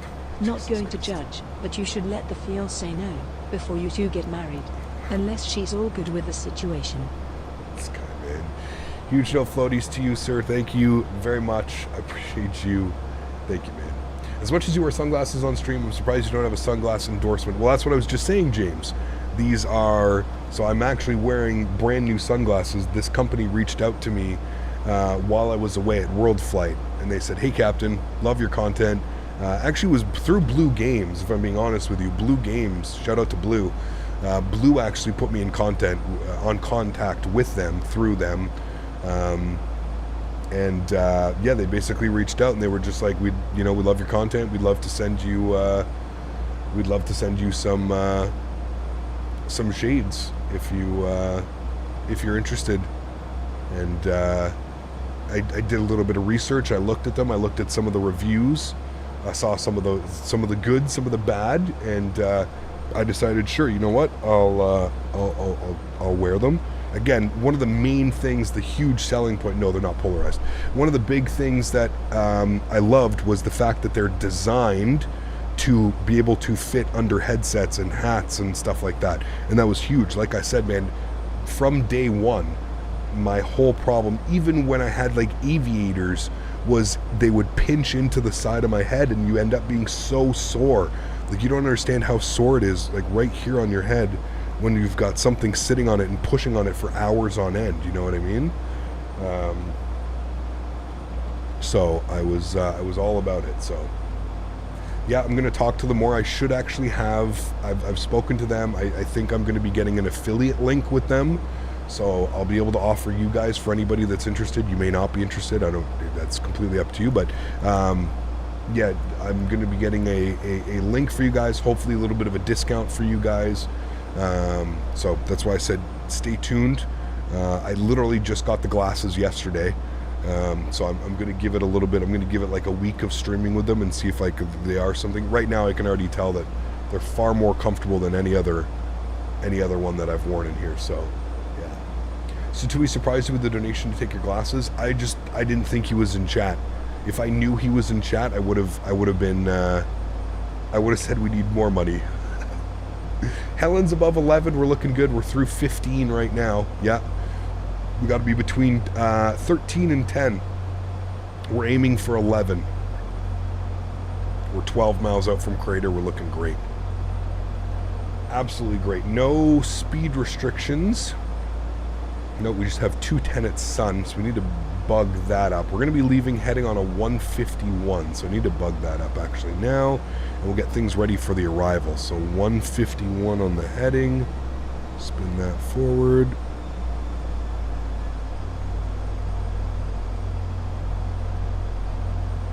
$151 on the heading for us there. Good. And we'll flip this over to previous. Good. And we'll get some frequencies plugged in. So we are planning for the ILS 28 right, 111.3, 283 on the course. Set that now, 283. Right, 283 is set. And what was our frequency? It was 1113. Come down here, radio 111.3. Bug that up. Good. There's the altitude horn. We are 6 miles from Crater at 11,000 feet. Perfect. Cameron, celebrating 15 months as AA Cap. First time I saw you without sunglasses at World Flight was stunning. Don't get used to it, man. The only time it's going to happen at World Flight when we meet some donation goals. That's it, dude. It's the only time you're going to see that type of shenanigans happen. I got to be a man of my word, though, man. I didn't want to backtrack, right? I said I would do it. If we get a $1,000 donation, I said we would do it. Got to be a man of your word. Thank you, Cameron. Appreciate you, man. Huge enough floaties, too. Thank you, thank you, thank you. Statewi in chat, even at 5K, you wouldn't be safe. True. Very true. Yeah. Mount St. Helens, it is. Yeah, beautiful, right?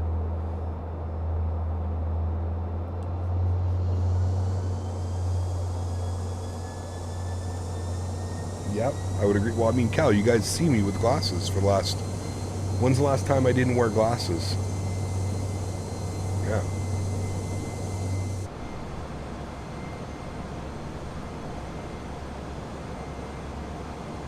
Alrighty. Next restriction down.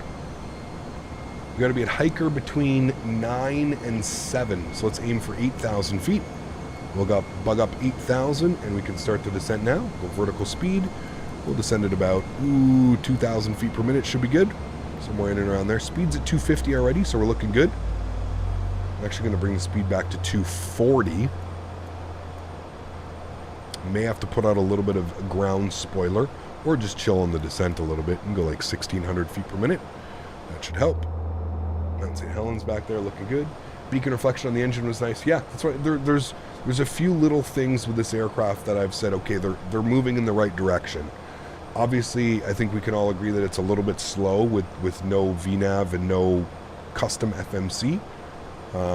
Aircraft has been out for 10 months now, so those are usually things you would like to see, but I also understand just how long it takes with some of these projects, so I'm going to give them the benefit of the doubt. I do like some of the things that they've done, but yeah, we've got to get some stuff. So, does the flight model feel good? It does, Will. Yeah, it does. It's quite enjoyable, actually. Feels a little bit heavy. Yeah. They are tiny engines, I do agree. Yeah, they're kind of funny. They're very disproportionate. Very small engines. Right, hiker between, was it 7 and 9? 7 and 9, we're coming up on 8,000 now. We are 2.5 miles out from hiker. So like I said, guys, I'm pretty sure I'm showing you right now that, you know, doing the whole vertical speed thing, it's not really the end of the world. It's not the most difficult thing you're ever going to have to do, but it is possible to do it, right? So, all right, we're going to go on a heading of 151 now. We're going to track it. It didn't draw this in correctly, so we're going to do this ourselves. We're going on heading mode now, and what I can do is I can put on the VL, and we can go directly to Loc 1. Good. We've got 283 on the front course. We just need to set our minimums. That's the only other thing that we haven't done. ILS 28 right. Minimums are 281. We're going to put in 280 in our barrel minimums. 280. Good. And we just need to put in our arrival information. So performance, descent. No, not descent. Landing. Thank you. And I don't know why it doesn't. Okay, yeah, we have to put this information in, I think. I was going to say, I don't know why it doesn't have our landing info. Okay, let's grab the winds. I just got them. They shouldn't be that hard to find.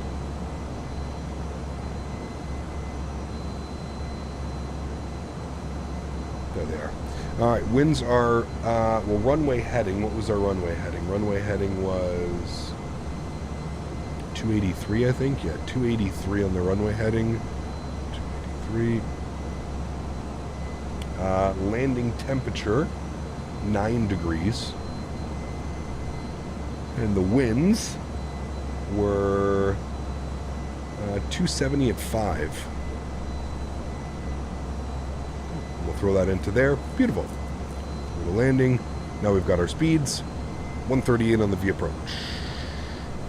Beautiful. Right, if we check our approach, should be technically following the crater, so we need to be down to 6,000. I fudged that up a little bit. Sorry, apologize. Go down to 6,000 now and descend. It's okay, we got the mountains around us, so it's not really the end of the world. Can't really get down too low right now anyways. But it was 6,000 for liquid, and then I believe it's 6,000. We just have to maintain 210 knots.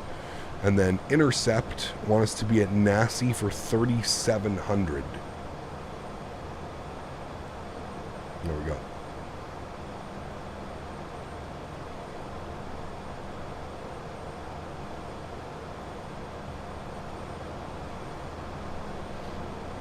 They do Black Friday in Canada? They do, yes. PCAP, any Black Friday codes for Toby? Yes, there will be some. There will be, man. I'll have more information on that very soon. But yes, I believe their discounts are starting on the 19th, which is on Friday, the 19th? Sunday, Monday? I'll have to check.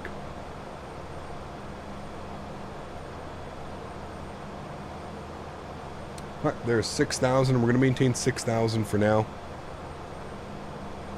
We'll get lower here shortly.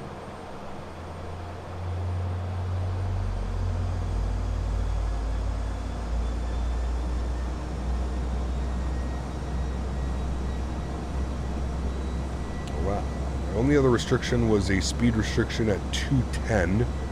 So we can set that now. Speed can roll back 210. Good. And remember, guys, if you haven't done so, don't forget to smash down that thumbs up. We're looking for 300 likes on our first stream back. I hope you guys have been enjoying this. A little bit of a surprise. Something different other than a 737 or an A320. I've been enjoying it. I think we'll fly this for the week.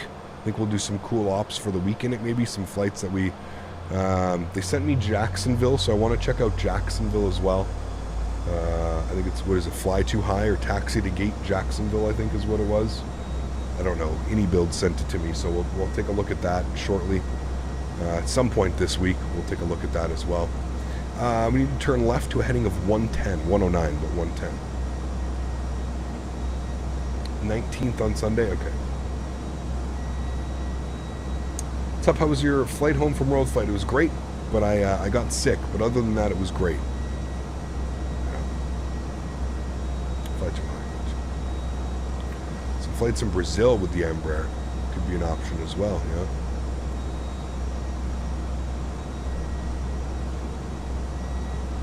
Alright, let's go left 110.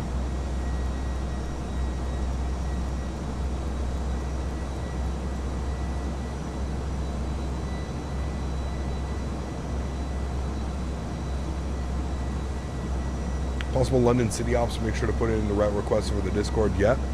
Some KLM City Ops.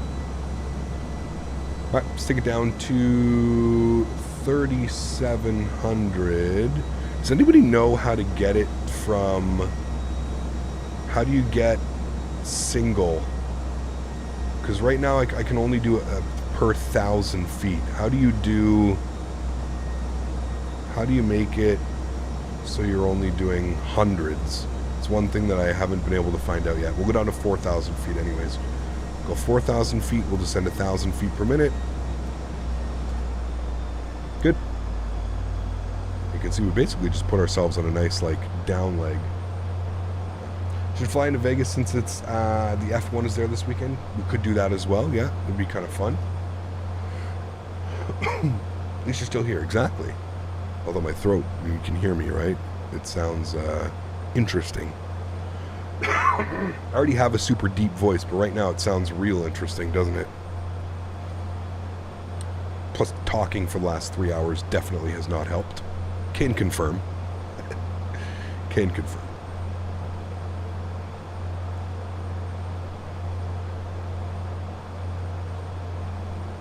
Alright, coming through 5,000 feet, we'll make our right turn. See here, we're at Shine. We're going to make our right turn. Hopefully intercept.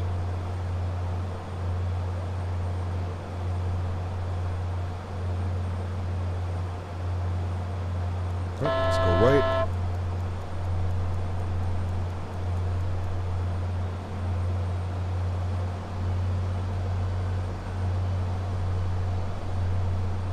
Go 210 on the heading.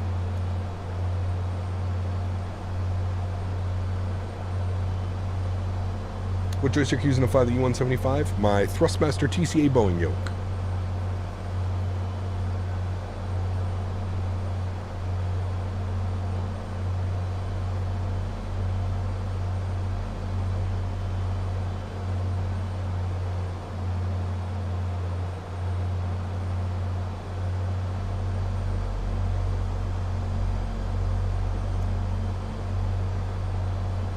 Beautiful, 4,000 feet, ASL out, good. And then we'll go ahead and keep that turn rolling for a nice intercept. We're going to go like 245 on the heading. Should give us a real nice intercept. Can arm approach. And we can take our altitude down to 3,000 feet now. We'll go nice and shallow at about 500 feet per minute.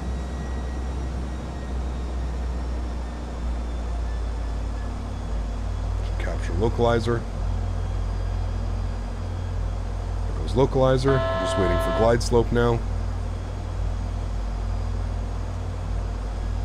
My speed can come back to 190. We can go flaps 1.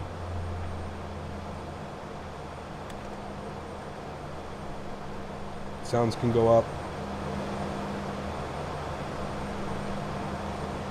Good. There's our runway out there. Well,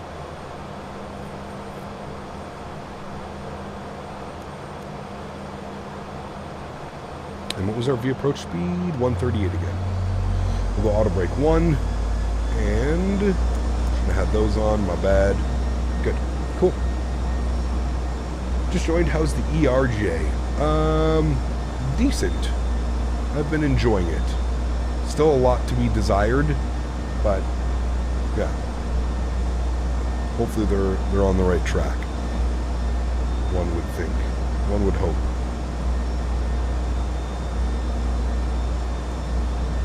Let's go flaps 5 degrees. We've captured glide slope. Perfect. Currently 11 miles out. 11.2. Pyrex, what's up, man? Good to see you. Welcome back. Hope you're doing well. Replay, yeah, a little bit too early for replay. You know, we gotta have gear down and stuff. I'm gonna fly right over the IKEA, chat. There's like a mall here. It's pretty cool. 2,500. That was very loud. 2,500.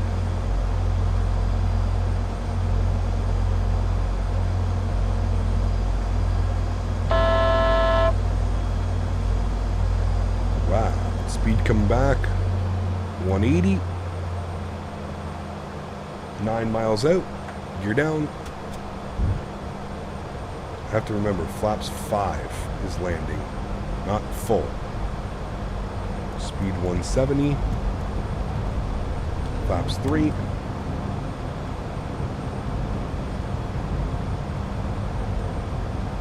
And we'll get final approach speed plugged in. 138 is our V approach speed.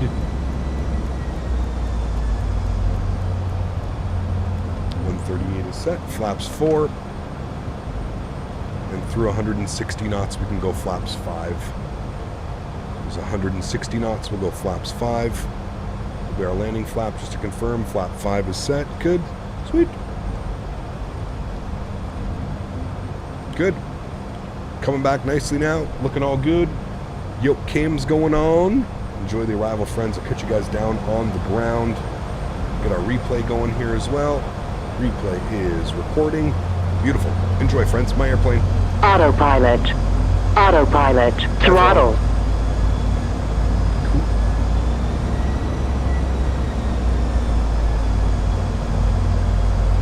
And I'll kill the flight tractors.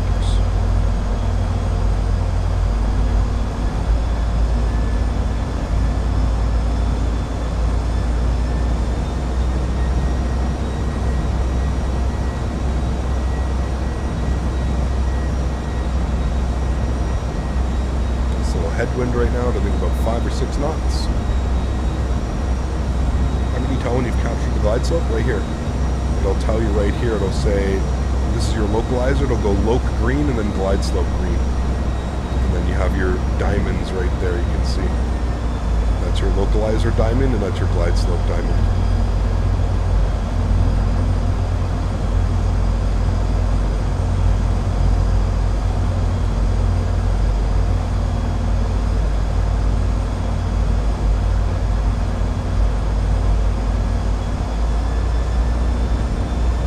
Replay's on.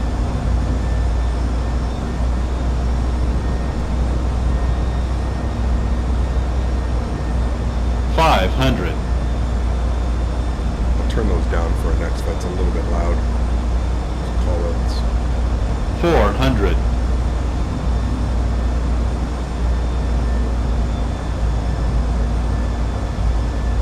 300. 200. Approaching minimums. 100. Minimums. 50, 40, 30, 20, 10. Reversers. Goes down gently. That one felt real good. Nose is down. Reversers are out. Idle reverse. Decelerating nicely. There's 70 knots. Auto brake. Auto brake off. We'll vacate here to the left. Reverser stowed. Ladies and gentlemen, welcome back down to Portland. That looked real good, man. Damn. That looked real good. I'm telling you, the jet flies nice, man. It really, really, really feels nice. You know I wouldn't bullshit you guys about that one. It does feel nice. It feels good to hand fly. One of the better ones that I've actually flown in Microsoft, as far as like how it feels hand flying. Didn't look like a 181, definitely didn't. Definitely didn't look like it. Regardless, that was a great landing. I always tell you, screw whatever the foot per minute says. The landing rate, 1.02G, might have been a 181. We'll watch it in the replay, but regardless, it was a great flight. Great arrival. Super happy with that one. Cool. Let's clean everything up. Like the flap animation too. Looks good.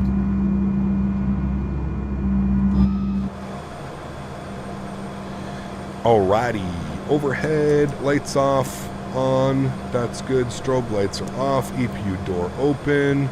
Sweet. And we're going all the way back around. We're going over to Bravo 3. We'll take Tango. Just take Tango all the way around, I think. It's the easiest way.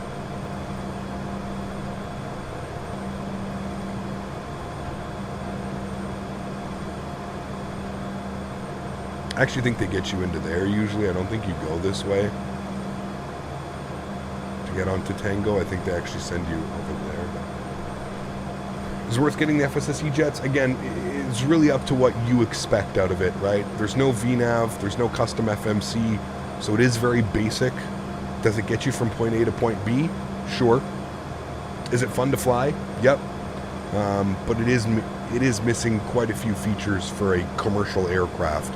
So I can totally understand if you want to sway either way. I would think in a world where we had more airplanes, I would probably pass on this. But in a world where we really only have an A310, an A320, and a 737 to fly in this sim, this kind of has its place, as weird as that is to say. Yeah. Please fly KLM City Hopper. We may. Yeah, we may.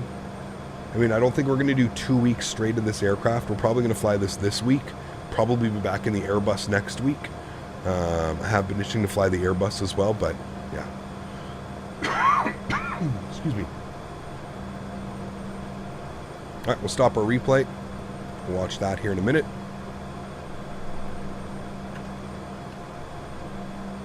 Get ourselves into stand Bravo 3.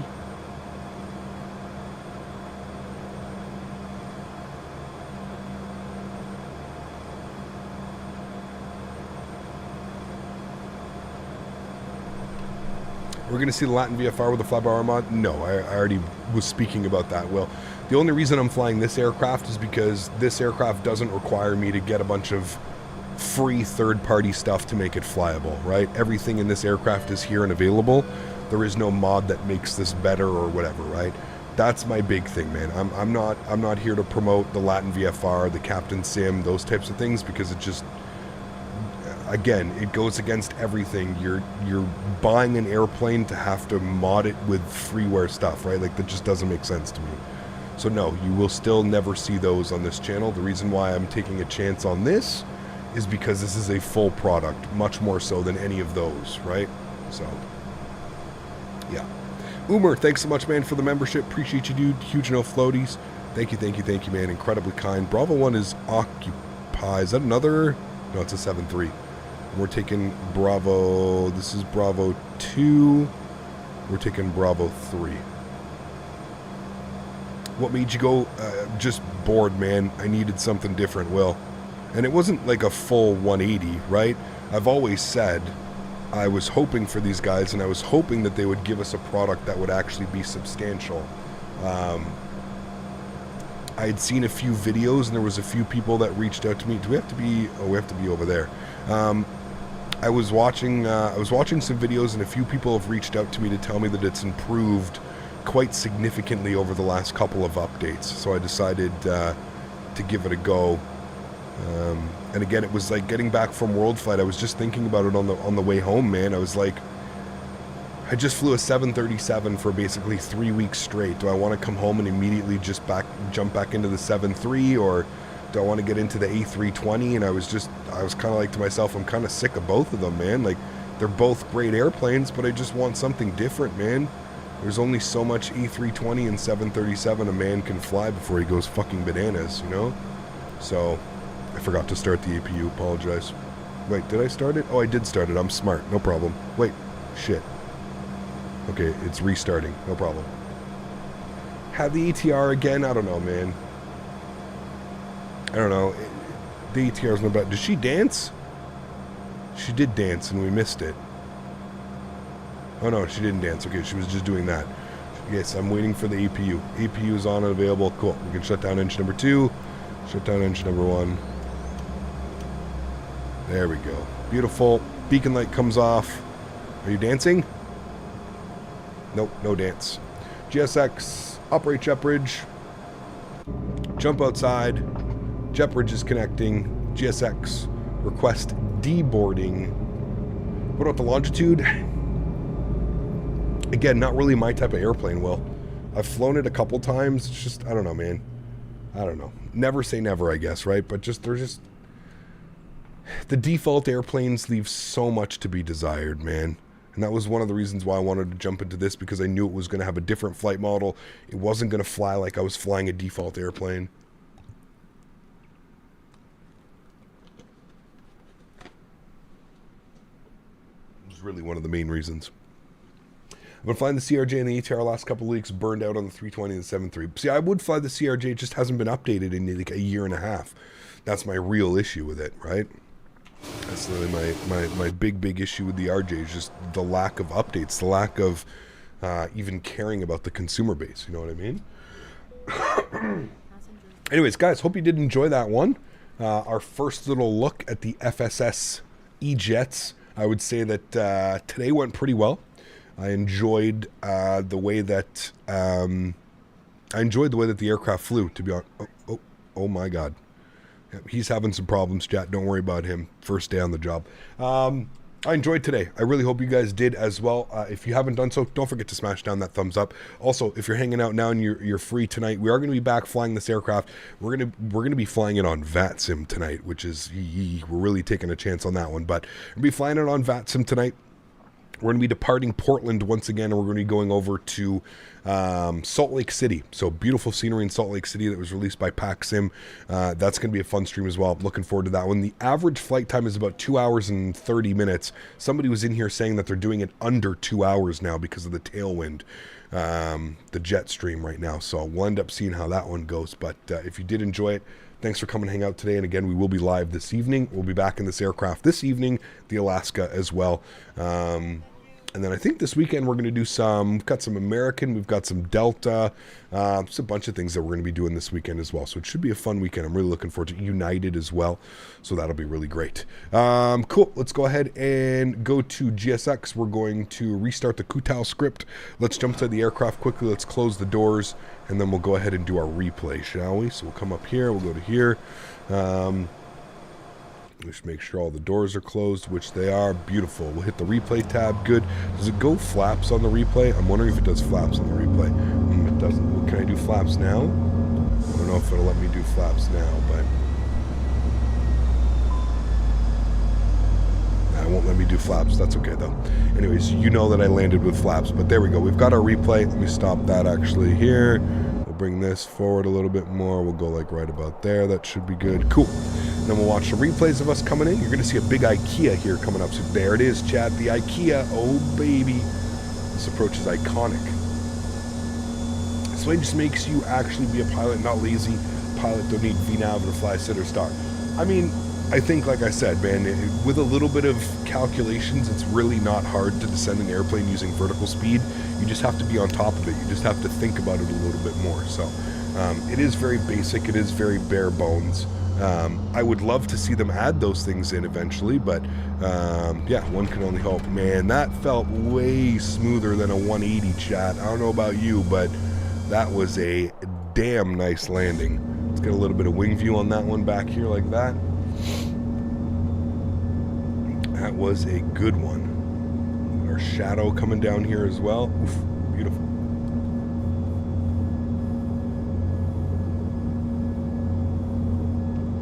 Think you're still good with the RJ for now? Nothing wrong with that, man. Nothing wrong with that. Thanks for flying to my home airport. Be sure to tune in the evening stream. Sounds good. WC, thanks for being here, man. Appreciate you, dude. Thank you, thank you, thank you. Let's see the external chase view. We will. We will, man. 1,000 footers. It felt like we caught it perfectly. We'll see. We'll go with this view here. Go this view, get you a little bit lower. We'll be able to see that, and then we can do like a chase view from behind. We'll see how she goes. But guys, thanks so much for being here. Appreciate y'all. Members, donators, and sponsors, thank you again for everything that you do for the channel. Without you guys here, none of this is possible. So thank you all very much for your support. I truly do appreciate every single person that comes to watch the streams. For those of you that cannot donate with a monetary value, but donate with your time, your efforts, being here, smashing down that thumbs up, hanging out with us, thank you all so much for support, man. I truly do appreciate every single one of you. Thank you all so much for being here. It's incredible. No chance in hell that was a 180 chat. That was butter to the supreme. I even pulled a little bit more on that yoke, but that was a great landing. Like I don't know, that may be the one that we're looking to replicate every single time. That was just cut the power, a little bit of flare, oof, just past the 1,000 footers. Yummy, yummy, yummy. Guys, thanks for being here. Appreciate y'all. Great stream. First stream back.